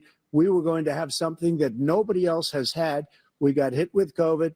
We did a lot to fix it. I gave him an unbelievable situation with all of the therapeutics and all of the things that we came. Okay, so that's where he was going with that. He was saying that. Okay. Now that at least makes some sense. I had to re-listen to it. So his whole thing was, "Hey, man, technically, in all reality, we was heading in the right direction. Right. He was going to bring, and he mentioned directly oil, with oil and gas, directly. Which oil and gas does have a lot to do with the economy. I will have to give him that. Yes. Especially us producing it for sure. Yeah, that's what holds up. I think Saudi Arabia is literally their oil. Yeah, it literally. Exclusively. Yeah, so that's where he was kind of going with that. Okay, so that kind of does make sense from where he was trying to essentially like, look, we was on our way. Yeah, we didn't get a chance to. We spent the money. I spent the money, Mhm. and I promise you, I was gonna pay it back. I didn't get a chance, and then this guy comes in and he spends more money. I think that's what he's pretty much trying to say. I'm curious on what Biden's gonna say. But I think that's what his direction was. Now I had to listen to it again. But he's like, look, I was going to pay the money back. I swear to you. Yeah. We're in the right direction. I brought back oil and gas. This is a big deal. That's trillions of dollars coming back. And he takes over and screws us. Yep. That's what I think his direction. I think before we go too deep, let's at least hear what Biden said, because I think let's get with the context, because maybe he's going to drop some more bombs on this. So let's see. Came up with, we gave him, even though administration and we were still dying. Vaccine went out. He did a mandate on the vaccine, which is the thing that people most objected to about the vaccine. And he did a very poor job, just a very poor job. And I will tell you, not only poor there, but throughout the entire world, we're no longer respected as a country. They don't respect our leadership. They don't respect the United States anymore. We're like a third world nation between weaponization of his election, trying to go after his political opponent, all of the things he's done. We've become like a third world nation, and it's a shame. The damage he's done to our country. And I'd love to ask him, and will, why he allowed millions of people to come in here from prisons, jails, and mental institutions to come into our country and destroy our country. President Trump, we will get to immigration later in this block. President Biden, I want to give you an opportunity to respond to this question about the national debt. He had the largest national debt of any president in a 4-year period, number one. Number two, he got $2 trillion tax cut, benefited the very wealthy. What I'm going to do is fix the tax system. For example, we have 1,000 trillionaires in America. Billionaires in America. And what's happening? They're in a situation where they, in fact, pay 8.2% in taxes. If they just paid 24%. I hate to pause right here, but if you're watching this live or after the fact, let me go ahead and tell you right now. There's so many times that Biden says something and then has to it's actually wild. And I'm not just trying to like pick on him. I know he's 80. What is he, 81 years old? So I get it. Yeah. But we do have to, I mean, how many times he says something and has to reverse it back because he's like, wait, did I just say we had 1,000 trillionaires? Trillionaires, bro. I mean, come on, bro. Come on, bro. That should have sounded weird coming out of your mouth, bro. So you're going to, I had to at least pause. To me, it's just funny at that point. But I want to hear it again. Not that again, but I just want to mention that if you watch this live or after the fact, or you watch this debate, which I think people should watch the debate, you're going to get that a lot. Don't hold it against Biden. He's going to figure it out. Sometimes. There's times when he doesn't, but sometimes he's going to figure it out. Don't hold it against him. Charge it, don't charge to his head, not his heart. National debt of any president in a 4-year period, number one. Number two, he got $2 trillion tax cut, benefited the very wealthy. What I'm going to do is fix the tax system. For example, we have 1,000 trillionaires in America. Billionaires in America. And what's happening? They're in a situation where they, in fact, pay 8.2% in taxes. If they just paid 24%, 25%, either one of those numbers, they'd raise $500 billion, I should say, in a 10-year period.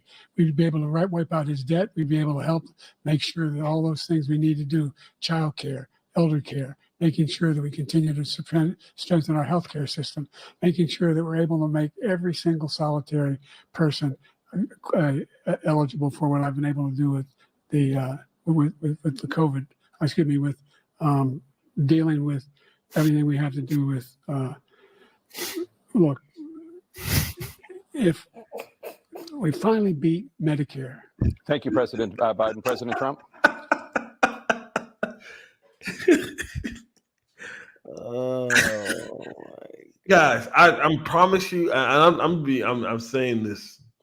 If you're watching this with us, live right after the fact, I'm telling you, I'm not going. I'm not.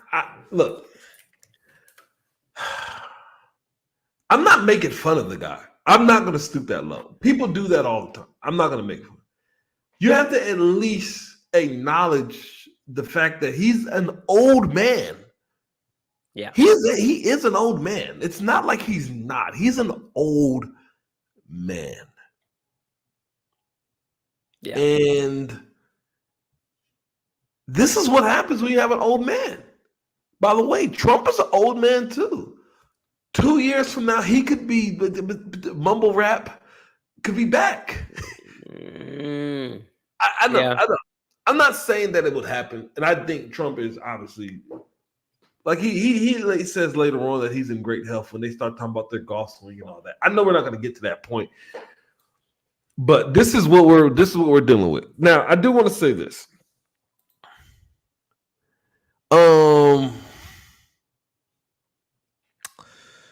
Biden says that the $2 trillion tax cut mainly helped the rich, and he said if they could pay 24 to 25%. I think his math gets a little bit off when he makes this statement. I'm curious on what you think about this part. But he does say that, and I don't just think about this because I think the debt affects us in the future, especially business owners, American money. And he says, hey, if I can just get 500 billion, that would pay off his debt. But didn't he say the debt was 8 trillion? Yes. And then he has 4 trillion. Right. Which I'm not the smartest guy in the world, but I don't think that's enough. How you feeling, man? What are we talking about here with this economy? I don't know. I don't even know if they both answer anything about the debt. I feel like this is where even early on, there's already like BS shots getting fired. What are you feeling? I mean, just at this point in the debate where we're at right now, I mean, they just kind of they're really still kind of getting started. So a lot of my takes are after this point. But especially after the fumbling and mumbling, I'm just like, man, I don't know, bro. Whatever point you were trying to make is immediately invalid. It's immediately invalid, bro. Like once you start fumbling and then he ended it with, "We beat Medicare." What? What does that even mean? What? We beat Medicare. Okay. I guess we weren't talking about Medicare, but okay. Come on, man. We beat it, bro. We beat Medicare. We beat Medicare, man. I mean, congratulations. We beat Medicare. Okay. All right. This is still early into the debate. So, again, my takes, a lot of the misinformation happens a little bit further into the debate. Yeah, I think I agree. But I at least wanted to hit some of this early economy because I know they're about to go. The next thing I think they go into like Roe v. Wade and different things. I don't know if you wanted to talk about that, of any of those other topics. I know the next one. I know one that I definitely want to get to, which is one of the main topics. I want to talk about when they, talk about the black vote, and that's definitely a topic I want to get into for sure. Yeah. Before that, what's some of your takes, man? What's some of your takes? Because that's literally halfway in the debate. Looking at the time thing now, that's definitely once the debate. They go through January 6th. They go right from January 6th to the black vote. Yeah. And then they even get into climate change, what I think is actually interesting as well. Then they go to Social Security from there. So that's once it starts getting into the real thick of it. They hit January 6th, black vote, climate change, Social Security, increasing costs of healthcare, opioid. I mean, they go right down that loud list. Any of those topics or things that some of your takes on? Well, I have the takes right here. A lot of good moments, a lot of different things, and yes, they are in there, but some of those weren't actually discussed, like the war in Russia. They talked about that. They also talked about crime in the country, Mhm. and Zelensky. But I'll hit a couple of my takes. So, and again, this is a lot of bashing Biden, but I'm gonna get to Trump. I'm gonna get to Trump. I Sure. promise. But bro, why are we saying that crime was better is better under Biden than Trump? That was something that they talked about. Yeah, I'm trying to wrap my head around in what reality that's true. Are we gonna act like New York City is like habitable right now? Bro, it's Did paradise. we forget that you literally cannot live in New York City right now? Like Chicago, has it how it's gotten worse over these last 4 years? What about just cops across the country, right? President Biden was saying, "Oh yeah, I've got the support of the police," and then Trump came back and was like, "Who? Every major police department not only supports me but endorses me," which is true. Yeah. Like police have been talking about for the last 4 years how difficult it is for them to do their job. Like who actually supports you from the police? What the police department supports you, Biden? Like that's not true. So Yeah. actually, I went and looked it up, and it just blew my mind. Like no major police department is actually supporting Biden. That's just it's a crazy take. Also, one thing too, which I'll pull this video up here in a second. But also, they made a there was a lot of different like buzzwords that Biden likes to use regarding Trump, talking about, the hottest new one is the bloodbath comment. I don't know if you've seen have you seen the clip Trump on the campaign trail No. using the word blood? Okay, yeah. Well, I'm gonna pull it up so you can check it out. That's the new hot button, which as I've gotten more into politics, I start to realize that they like to cut off what Trump is saying a lot. Okay. So Biden tried to say on stage, oh, yeah, if not only Biden, this is like the whole news media, but Biden just parroted it on stage. But they like to say, with this clip I'm about to pull up and share my screen here in a second, they like to say, oh, Trump said that if I don't get elected, it's going to be a bloodbath for America. Oh, he's saying there's going to be violence, right? But that's not actually what he said. How about we just take a look and listen to Yeah, it? let's take a look at that for sure. Hold on one second. Are you able to bring it up? You gotta switch. I gotta stop sharing. Let me stop sharing. All right, try it now. All right, you just gotta switch the view so you can see it. There you go. I'm sorry. I see. I'm tripping, bro. I'm tripping. You're good, bro. So let's listen to this, bro. Now, if I don't get elected, it's going to be a bloodbath for the whole. That's going to be the least of it. So real quick, that right there is where they stop the clip.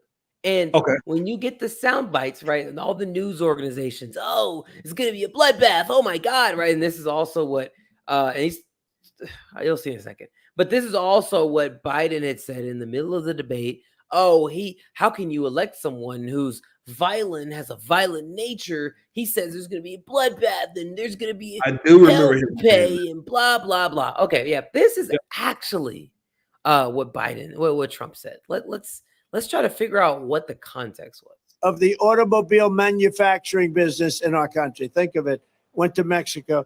China now is building a couple of massive plants where they're going to build the cars in Mexico and they think that they're going to sell those cars into the United States with no tax at the border. Let me tell you something to China. If you're listening, President Xi, and you and I are friends, but he understands the way I deal, those big monster car manufacturing plants that you're building in Mexico right now, and you think you're going to get that, you're going to not hire Americans, and you're going to sell the cars to us. Now, we're going to put a 100% tariff on every single car that comes across the line, and you're not going to be able to sell those cars. If I get elected, now, if I don't get elected, it's going to be a bloodbath for the whole. That's going to be the least of it. It's going to be a bloodbath for the country. So now you get the full context. He's talking about the economy, right? You're talking about how China is trying to come in and build these car manufacturing plants in Mexico so that they can avoid paying tariffs when they send the cars across the border to be able to sell their products, right? That's what he's talking about. But of course, when Trump is talking, it says anything, they clip it because the soundbite. This is the soundbite people get. Oh, yeah. He's saying there's going to be a bloodbath if I don't get elected. Well, yeah, financial bloodbath. Like, can we tell the truth? Let's just tell the truth just one time, you know? But I was just sitting there shaking my head, and this is something I pulled up on my stream last night. It's like, man, I can't do. I'm just sick of the lies. I'm sick of the lies. I'm sick of everything. Another take.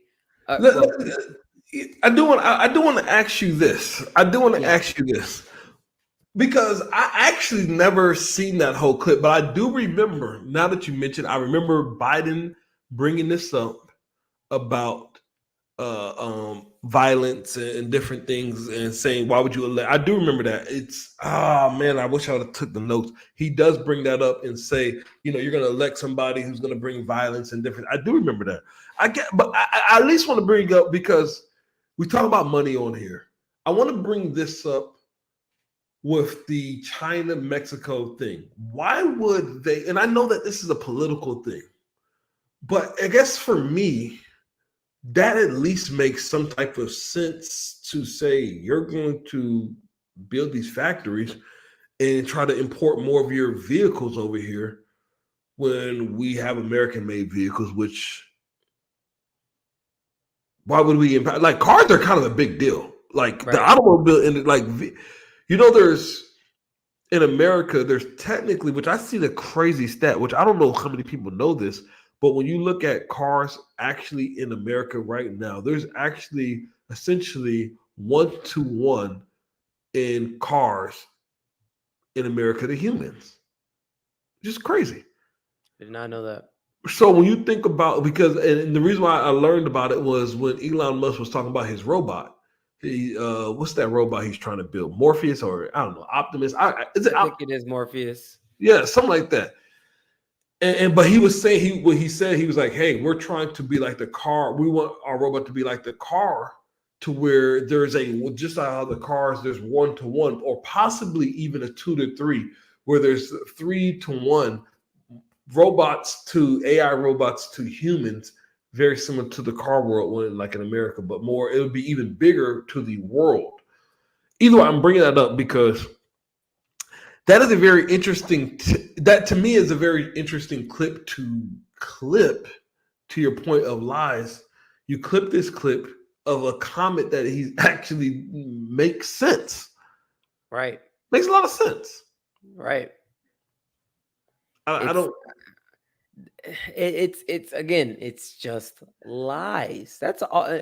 Really, you could just summarize a lot of stuff by saying they're lying. It's just lying. That's all it is. It's just lying. I got another funny moment. One of my takes was the convicted felon part, which I might be able to find the clip. Convicted felon. Yeah, when he actually finally dropped the words convicted felon. Yeah. Let me see. They probably clipped it. Did we think, though? Let me ask you this, because I know Biden, a lot of old Joey Sleepy Joe. He started calling Trump a liar all through the second half. Every time he's like, "Oh, He just lies. He's a liar. He's a liar. He's a liar. He did. I will say one thing. I think they even had betting odds on how many times he would use convicted felon. I think he called Trump a liar more than he actually called him a felon. Yeah. I think he only, I don't know how many times he actually said it, but I think it might have only been once. Yeah. I know they brought it up when they asked him about. I know the moderators brought it up about it, but yeah. Well, I got her. If I I got it right here. I gotta. They don't have it all together in one clip, but I have. I'm gonna clip it up and show you the two different I want to parts. give you a minute. The only person on this page is a convicted felon is the man I'm looking at right now. There it is. And the fact of the matter is, he's telling you simply not true. The fact is that there was no effort on his part to stop what was going on up in Capitol Hill. And all those people, every one of those who were convicted, deserves to be convicted. So that's Biden's first clip of him calling a convicted felon. But I don't know if you know, someone by the name of Hunter Can you clarify Biden. exactly what it means? Someone by the name of Hunter Biden just had a trial this last week. Do you know how the trial went? You know what? I did not. I hate to say it. I did not pay that much attention. How did it go? Here, I'll let Trump tell you. Can you clarify exactly what it means about you feeling you have every right to go after your political opponents? Well, I said my retribution is going to be success. We're going to make this country successful again, because right now it's a failing nation. My retribution is going to be success. But when he talks about a convicted felon, his son is a convicted felon at a very high level. His son is convicted, going to be convicted probably numerous other times. Should have been convicted before, but his Justice Department let the statute of limitations lapse on the most important things. But he could be a convicted felon as soon as he gets out of office. Joke. So it sucks. It sucks for Biden's camp because this just happened like 1 to 2 weeks ago. I want to say it was the week right after Trump had gotten actually convicted as a felon. So they were planning on really using this, which is why they're not using the convicted felon, because they know Trump is going to slam them like he just did, because Hunter Biden is a convicted felon now too. And he's convicted on some actual gun charges. So like, what are we saying? So they can't even use the convict. He went ahead and just smacked him right back. Like, okay, cool. Well, what about your son, Joe? What about Hunter Biden, the actual convicted felon on some real charges, some actual charges? So it was just funny to catch that back and forth. When it happened, it's like, dang, man. Yeah, is that the part when I know that was the part when Biden let everyone know that Trump cheated on his wife and slept with a porn star? Yeah. That was around there. Yep. Yeah, it's crazy. Like, bro, this is what our presidential debates have come to, man. Like, wow. Who would have thought the two people trying to be the strongest person in the world, we're talking about porn stars on the freaking debate stage, man. Yeah. I mean, like, we have fallen so freaking low, man. So freaking low. Man. No, that was interesting. That's some interesting. No, that makes sense. I didn't realize that. That makes sense why they didn't want to slam him on the whole, the whole, hey man, you're a convicted felon. You're a convicted felon. You're a convicted felon. Like, nope. If you say it, I'm gonna make sure I said it back. And of course, Trump had to throw his jab in at the end. Oh, hey man, you might even be one. Right. You might even be one.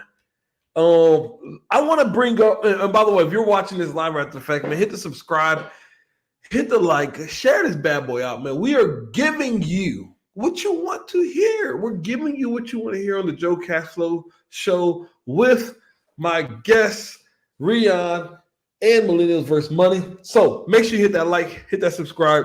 And I know we got people watching. Allie just said, are y'all still live? Question mark, question mark, question mark. And I'm telling you, Allie, of course. Of course we're live. You know what, by the way, you guys got to thank Rion for me breaking my record for my personal longest stream ever. Now, this is nothing for him, by the way. I Oh want to no, bro. I'm just getting comfortable, bro. This is nothing, bro. for me, this is my longest stream ever. I haven't passed the 130 mark. I'm at 150, and we have. I'm looking at I'm like, oh my God, we got a few more things to actually kind of talk about. And I know you're used to doing the 6-hour marathons on the on the Straw Hat podcast. Got to throw that in there, man. If you first of all, if you just like good entertainment, whether you like anime or not, you got to watch the Straw Hat podcast. I watch it religiously. It's literally becoming one of my favorites. Alex said, "Y'all are some night owls for real." LOL. But before that, she gave us a "Let's go" with the 4 flame emojis. And then she said, "Y'all some night owls for real." LOL. Actually, we gotta say this. I gotta at least give some context. Me and Rion really are truly night owls. Probably if we didn't have the businesses that we do, I think we would probably be those streamers that would be streaming all through the night. Vamp Life in it, 7 a.m., 12 to 7 a.m. Me and Rion do talk literally at midnight, 1, 2 a.m. in the morning. And we like, bro, we got to go. We both have real businesses to run. So we got to go run our real business, our real life, right? But I got to say this. I appreciate you guys, man, because, we're going to keep getting, especially through this special climate, we're definitely going to hit some of these things. We're going to have to hit these debates.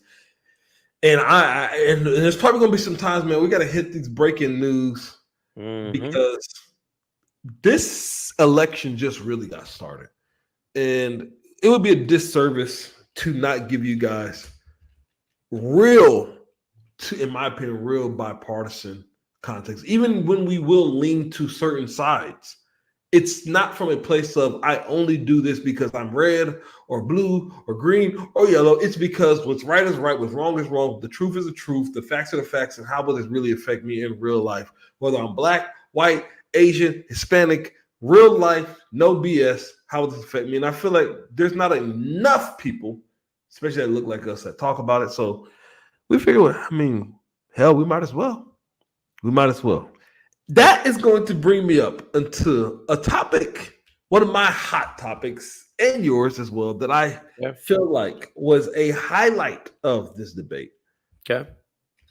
And when we talk about how things affect people, did I not have this? I can't believe I didn't even have this pulled up. Okay, that's okay. I do have it pulled up from this. But I feel like a highlight of this debate, a major talking point, and this is something. Thank you for the Vamp Life and Facts 100. By the way, Ali, I gotta say this. What are you doing up? What are you doing up? I just realized something. You're talking about us being up. It's 1 o'clock in the morning. You're up 12:48 in the morning. But I appreciate you rocking with us for sure, for sure. But we got to talk about this hot topic. This, I feel like, is the moment that we have to talk about because this is my question. And I feel like, Rion, you not only being a Black business owner, you have Black employees. Yes. Your wife is also a minority. Mm-hmm. My wife is a minority. She's Black and Hispanic. I have minorities who work for me and work with me. My business partners in my business are minorities. And last time I checked, I have been Black for a while, and my parents are Black. Their parents are Black. Okay. And there was something that was said, and I want to at least listen because I know that this is there's not a lot of things that people can say that, they did not like about what Trump said. Okay. But there is a thing that I started seeing on Facebook, even immediately after the debate, where people ask the question. And they ask the question. I think it's a good question. It is, I'm sorry. I did it wrong. I'm sorry. Let me correct. I'm sorry. I put it in the wrong direction. Let me get that done because I think this is important, and I think this is a very hot thing to talk about. Now, I have a few things I want to say, but this is the thing. There we go. Let me save this. Yes. What is a black job? What is a black job? What is a black job? What is a black job? And if you say that very, very fast, it's going to sound like something else. What is a black job? What is a black job? Then you're going to say something else about a job. But we all know that. My bad, bro. Hey, it's late. It's Joe Cashflow Show. It's past midnight. Oh my goodness, bro. It's past midnight. Got So it. we're in the uncut hours, man. We're in the uncut hours. I see.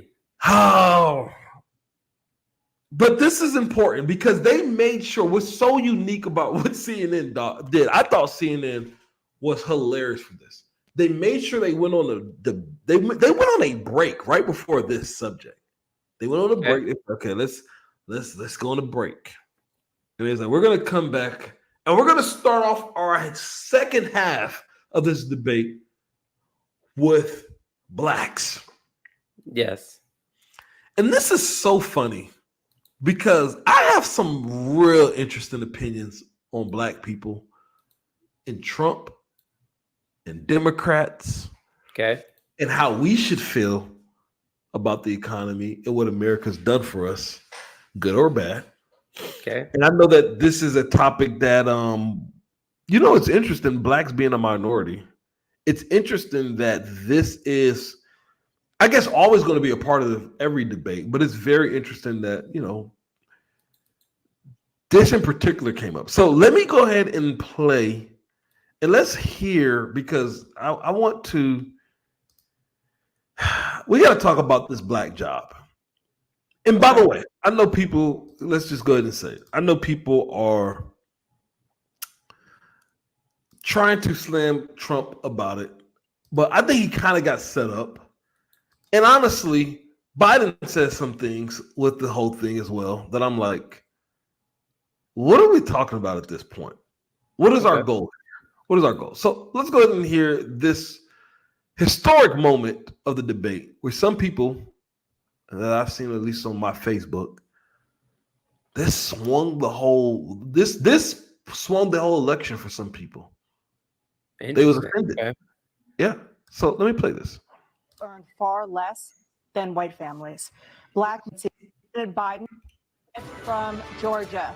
Let's talk about persistent challenges you both faced in your first terms, and you'd certainly face again in a second term. President Biden, while Black unemployment dropped to a record low under your presidency, Black families still earn far less than white families. Black mothers are still 3 times more likely to die from pregnancy-related causes, and Black Americans are imprisoned at 5 times the rate of white Americans. What do you say to Black voters who are disappointed that you haven't made more progress? So first of all, before we go, because we know they're about to, this is going to be a very interesting segment. How do you feel about the question? Because they uniquely said that you both face these issues. Mm-hmm. It's almost like CNN was throwing them both under the bus. Did you get that feeling? Yes, I did. I feel like CNN was like, kind of like, hey, this is what we'll do. We're going to give you guys a bipartisan question and throw both of y'all under the bus. Exactly. And see how you feel. What are you going to say about this? What do you feel about the question, bro? Because they gave them a lot of points. I'm like, bro, that's a loaded question. Yeah. It's a loaded question, man. It's not even fair. I mean, honestly, the imprisoning of Black people, like, bro, like, are we going to sit here and act like Black people don't commit a lot more of the crime based on just a percentage, like, of our race? I mean, what is the statistic? I think, I can't remember what percentage we make up of the population, but we commit majority of the crime. We make up about 12, I think. We've dropped. I think it's 13. Yeah, I think it's like we make up 13% of the economy, or not the economy, of the population, but we commit 40 to 50% of violent crime. Violent crime, yeah. It's over 50. I want to say it's over 50% of the violent crimes. Yo, you understand how crazy that is? That is insane. Yeah. So what are we saying? It's the president's fault for black people being incriminated. What kind of question is that? Yeah. Yeah. Stop doing crime. Yeah. Even the question about the I'm sorry to cut you off. Even No, the you're good. question about the black mothers having That was what I was gonna childbirth say. problems. What does that have to do with the president? Yep. Like, unfortunately, black women are predisposed to have issues during childbirth in pregnancy. It's not a racist thing. What do we? I don't understand what the president has to do with that. Yeah. So I didn't really like the question. Yeah. That's what I said. When I heard the question, and I'm like, man, they loaded all of them up in one basket. Yeah. Like, both of you guys have issues with it. So what's up? I'm like, okay. And this is obviously going to get very curious because I'm like, yeah, let's hear. What are you going to say about 55 different things that may have something to do with you and don't have nothing to do with you that has been going on for kind of a while. Right. So what are we talking about here? Either way, let's hear what the 46th president had to say. They acknowledge they made a lot of progress, number one. The fact of the matter is there's more small black businesses that have been started than any time in history. Number two, the wages of black unemployment is the lowest level it's been in a long, long time.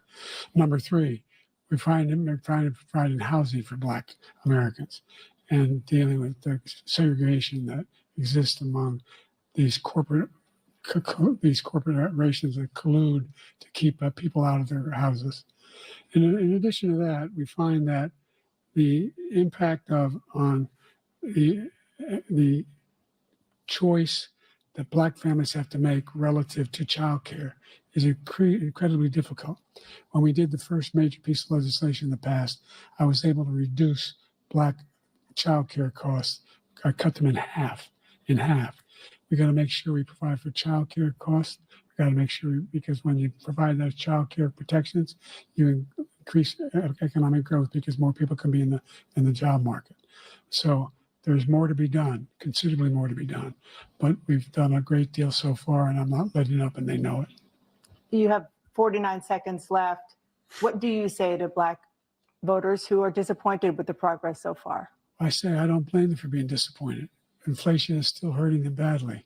For example, I provided for the idea that any black family first-time home buyer should get a $10,000 tax credit to be able to buy their first home so they can get started. I made sure that we're in a situation where all those black families and those black individuals who provided had to take out student loans that were ballooning, that if they were engaged in nursing, doctor, and anything having to do with volunteerism, if they paid their bills for 10 years on their student debt, all the rest was forgiven after 10 years. Millions have benefited from that. And we're going to do a whole lot more for black families. Thank you, President Trump. Okay. I'm definitely want to hear, before I give too much of my take, I definitely want to hear what Trump says, but I at least have to say, interestingly, I love how Biden's like, yeah, this is what I do for black people, and they know it. I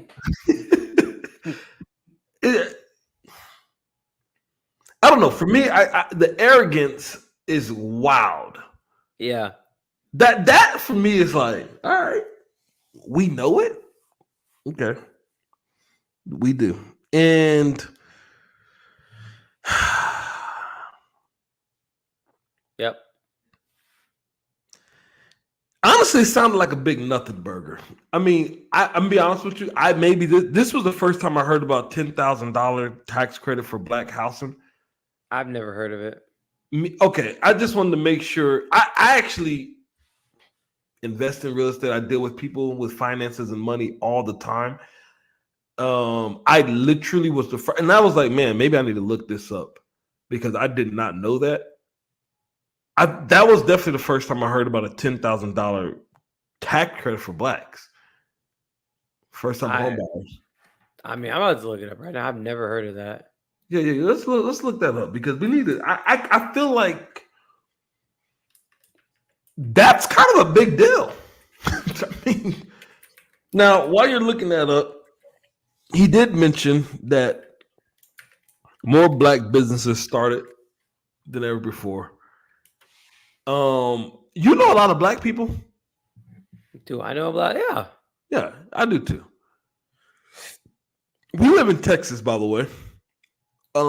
Considered a pretty lively business state. Matter of fact, we have us in Florida have all these corporations coming here. In the last 3 years, do you think a lot of black people have started businesses?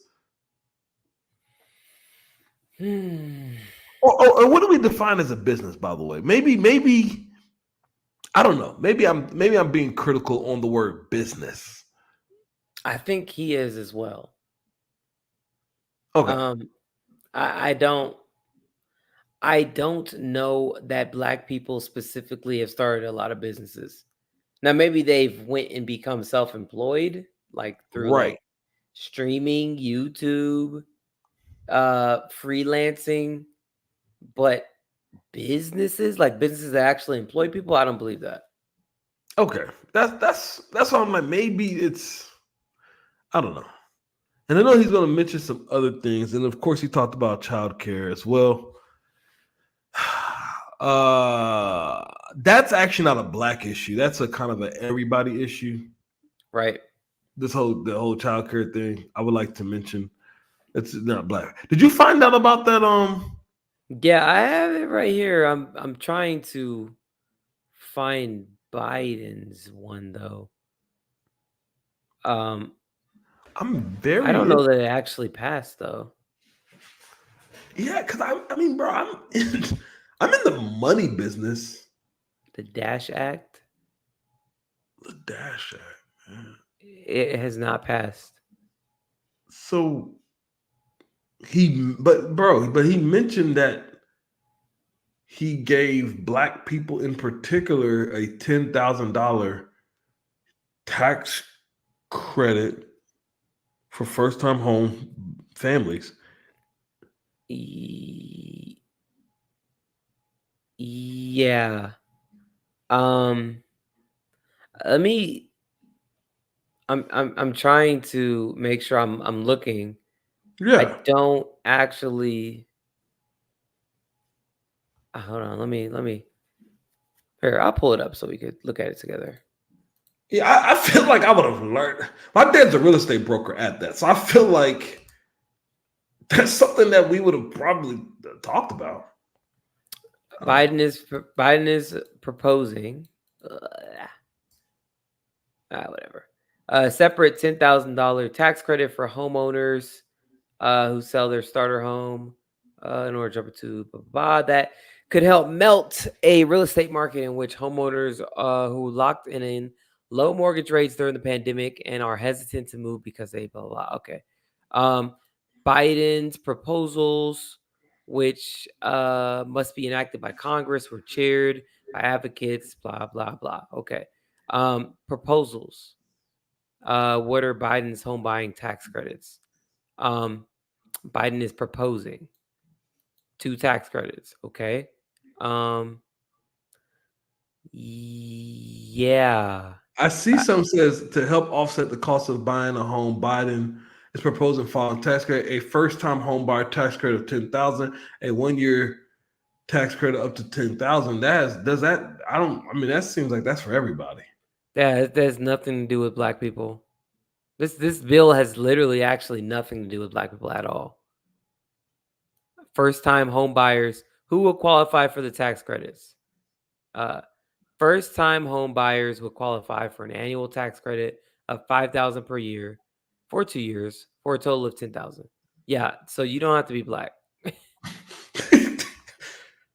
I mean, shouldn't that be one of the requirements for something that helps black people? Like, I mean, that's what you're saying. By the way, I Yeah, want to say this: if you're watching, because this could be easily missed. We're not. I'm gonna tell you one thing about me and Rion. We're not that people where we're like black people should get things that other people shouldn't get. I want to make sure I say that very quickly. We just want to check on if there is things that we're supposed to be getting that everybody else can't. I would at least like to know, but I'm not advocating in no way, form, or fashion that because I'm black, I should get more money than you. right. So I want to make sure I say that. But I'm also a person where if you're going to give me money because I'm black, I'm at least me. I don't know how you feel. I'm like, well, I mean, I'm not even the first. See, I'm not even a first time home buyer, so that wouldn't even affect me. Maybe I Yeah, can. it'll affect me. So hey, what's up? Yeah, I If you're mean, giving it, then okay. he said that he did it for you, bro. Like, you know what I mean? You haven't bought a home yet, so there's supposed to be 10,000 out there for you. He just Yeah. said it. Yeah. That's Yeah. I don't. Again, lies. More lying, bro. that is More lying. wild. Just more lying, bro. That's wild. Okay, let's see what Trump says. And he caused the inflation. He's blaming inflation. Millions have benefited from that. And we're going to do a whole lot more for black families. Thank you, President Trump. And he caused the inflation. He's blaming inflation. And he's right. It's been very bad. He caused the inflation, and it's killing black families and Hispanic families and just about everybody. It's killing people. They can't buy groceries anymore. They can't. You look at the cost of food where it's doubled and tripled and quadrupled. They can't live. They're not living anymore. He caused this inflation. I gave him a country with essentially no inflation. It was perfect. It was so good. All he had to do is leave it alone. He destroyed it with his Green New scam and all this money that's being thrown out the window. He caused inflation. As sure as you're sitting there, the fact is that his big kill on the black people is the millions of people that he's allowed to come in through the border. They're taking black jobs now, and it could be 18, it could be 19, and even 20 million people. They're taking black jobs, and they're taking Hispanic jobs, and you haven't seen it yet, but you're going to see something that's going to be the worst in our history. Thank you, President Biden. Okay, here's the hot take. This is where it got very interesting. And this is where I've seen people give the hot take on. And I know, well, you know what? I'm not going to say I know what he's trying to say, but I am curious on what do you think he means by the black job, the people that's coming in, which he's talking about, immigrants coming in, taking the black job and he at least said an Hispanic job. What is that? What do you think President Trump is alluding to? I'm assuming he's talking about physical labor jobs. I mean, black people already are not working those. Right. Those are like heavily ran by Hispanics. Right. I'm not gonna lie to you. I don't know where he's going with this or what he was trying to convey. I'm pretty lost. Not gonna lie. Yeah. I think let's do this. Because I think let's play a little bit more. I think it's fair. Let's play a little bit more and let's just see, because I seen people talk about it, and I heard him say it, and I'm okay. I don't know. Let's play some more. There was no inflation when I became president. You know why? The economy was flat on its back, 15% unemployment. He decimated the economy, absolutely decimated the economy. That's why there was no inflation at the time. No, on the real, I do have to ask you this. No joke. All serious aside, we'll get right back to it.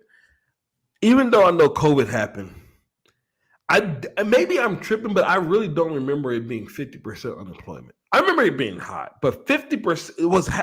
I'm not tripping. Was really half the country unemployed? I don't know what the actual numbers were.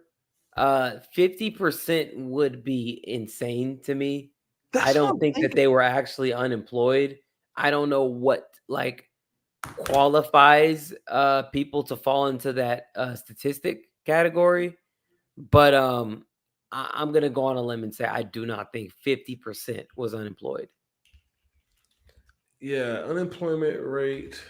I just at least during because some people are gonna. I mean, this is my thing. I'm not trying to nitpick it, but I'm trying to remember. I'm just trying to remember. I'm just trying to remember. I'm trying to remember because we're going to be talking about a few things. Unemployment rate in April 2014, April 2020 was 14% before declining. Okay, what is about this? This says industry experience and unemployment, notably the leisure. Okay, so the leisure and hospitality industry experienced an unemployment of 39% in April 2020. But by February 2021, it was 13%. But that was just one. Okay. But also, another thing too is people were quitting their jobs to get unemployment. Right. Yeah, because they was handing out money like crazy. I was trying to. So get money. right, that's why I'm saying I don't know that those statistics are actually accurate because of that fact. Yeah. It seems, I mean, even just what I just looked real quickly. I haven't seen anything with 50%, but we're going to let President Biden carry on because that's not the full point. It's just weird. There were no jobs. We provided thousands and millions of jobs for individuals who are in all communities, including minority communities. We made sure that they have health insurance.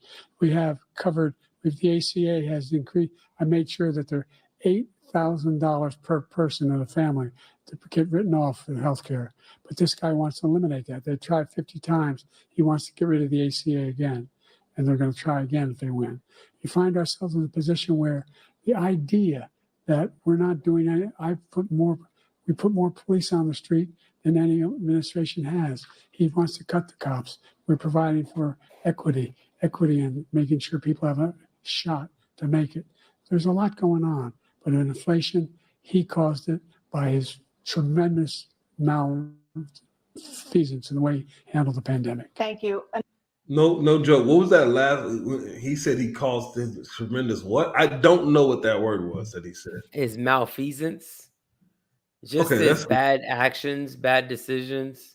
Got it. My feelings. Got it. And then did he put more? I mean, I'm not trying to nitpick it because I want to talk about money. But did he really put more cops? He's saying he put more cops on the street than anybody. Did he really put more cops on the street than anybody? No, that defund the police. Remember the defund the police movement? Right. Like he was supporting defund the police. All of the Democrats were at the highest level. Right. There's no way they put more cops on the street. It's just not true. I've watched for the last 4 years so many cops talk about how it's harder to do their job with Biden in office because of his policies. It's just simply not true, man. Interesting. Let's hear what Trump's got to. Oh, wait a minute. Okay. Let's hear what Trump's got to say about this part, and then we're gonna keep it we're gonna keep it going because I know he goes back to it. Another persistent challenge is the climate crisis. 2023. Okay, so they did end it. I don't know why I felt like maybe it comes back up. So let's sit here for a couple seconds. I want to sit here for a couple seconds. You're a black man. You're a businessman. Yeah. And we're looking at this where they talk about the black. I know it comes back up because they talk about, but I can't remember exactly when. Let me see, because I know they start bringing up minorities because I know they brought up a fact of where they talked about. Biden talked about the schools, putting money with schools. Trump talked about how he did the It might be during climate control, but Trump ended up talking about how he helped more black voters. I know that it might be during the pieces. I know they're starting to throw, even though there's topics, and then they start going back to the other topics, and they want to, comment on there. This is what I want to ask you. I just want to ask you. Black people. Black people. We, in a very interesting way, talk about what we like about America, what we don't like about America. America holds us back. They've screwed us for years. We're not able to move forward because of what we've been screwed for, how we've done it, what's happened to us. But we're a big part of every election because there's certain states that we vote in that do affect the election. Yeah. And it makes sense. I would be a big part of it from that area. And these questions come up about how you're going to help us in particular. I never hear about how you're going to help Asians, Mexicans, or anybody else. But how will you help the blacks? And I get it. We have a very unique history in America. So some of maybe the other groups, even though I feel like in our reality, we should be considered American because we're a major, even though we do have an interesting part of history, but at the end of the day, we've pretty much been here a while as well. So why are we just considered American? I get it, but we're constantly separated. Right. We're always separated from the mix. So much so where they talk about the black job and what we're going to do for blacks and do this and do that. My question to you: who do you feel like, based on 4 years with Trump, 4 years with Biden, very interesting economies in both ways? Both of them has had very interesting things going on. Who do you just feel like is better for black people? Since they want to make it about who's better for black people, who do you think is just better? There's an objective answer, and then there's a subjective one. But objectively, one president did actually do more for the black community than the other, and that is Trump. As much as a lot of people don't like to hear it or they don't like it to be said, that's just the facts. He's done a lot of stuff for black people. You can Google it. You can look it up. You'll get a long list of all the things that Donald Trump has done for black people versus Biden. But that's just my take. Do you think this? Because, I've also seen this. Black Twitter and different things. I do see a lot of black people saying that we shouldn't vote for anybody. No. I've seen that. I've seen a lot of it of, who should we even vote for? Trump's a racist. I'm telling you, if I pull up, man, I don't want to pull up people's specific information and names. But I'm telling you right now, if I can scroll on my Facebook for probably 3 minutes. Oh man, I don't want to. I can probably literally scroll on here for 3 minutes, and I'm telling you right now, I'm going to see people talk about the election from the aspect of what is a black job outside of the whole Bronny situation. Right, because Bronny is, yeah. I don't even know that should be a take that we might even have to end off with that. Yeah, okay. So here's my point. So I'm not gonna try to show their name, but like literally, what about that? Somebody says November 5th, Lord. Da da da. I'm telling you, and if I go to the comment section, somebody says there's a man and a child debating. If Trump decided to, we're in trouble. I ain't watching. I'm not voting. Faith is being sure of what we hope for and certain of what we do not see. Dang. Dang. We don't need tickets to this circus. In a very interesting way, I told you I can scroll for a little bit and I have people talk about it. I have to ask you this, man. Why do you think the Republican Party, and I know that Trump's vote, Trump's, what's it called? His there's what's it called? His approval rating with blacks is going up, and they're saying that he's starting to get more. Yeah. But what do you think the Republican Party issue with getting blacks to maybe look and see that, hey, we kind of do some things for you as well? I think the tide is changing. But I think most blacks only really want to respond to emotional leaders. But you're not going to get emotional leaders from Republicans because they're very straightforward, cut and dry. This is what it is. Yes, it might suck, but it's okay because anyone, you can make whatever you want to make. You can be anything you want to be in this country. Nothing's holding you back. That's the Republican stance. So they don't ever come from a emotional standpoint like a lot of Democrats will. So, that's just my take on that. Yeah. I mean, my thing is this. My opinion even on both candidates, and at least I'll speak from the black part. My opinion on the both candidate situation is this. I feel like you need to vote for somebody.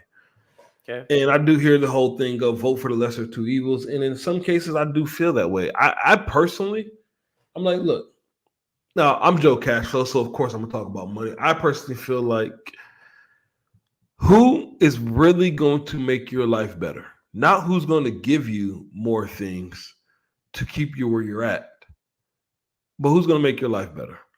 Even if it directly does not say this is the thing for black people. What's going to actually be better? Is it going to be someone who is going to possibly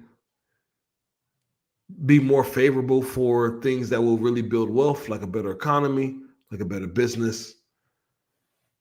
Or is it going to be for people who's going to say, I'm going to give you the same thing you've been getting for the last, I don't know, when did Jim Crow and all that, in the 60, 70 years? Yeah. And where you kind of at. By the way, black people were making more money than ever before, in all reality. But why is It's the best time to ever live in the history of living for a black person. Yeah, but is that because of we've gotten government assistance, or is it because of the economy in the country is just the best country to just build wealth in, just in general? I mean, it's a little bit of both, honestly. It's a little bit of both.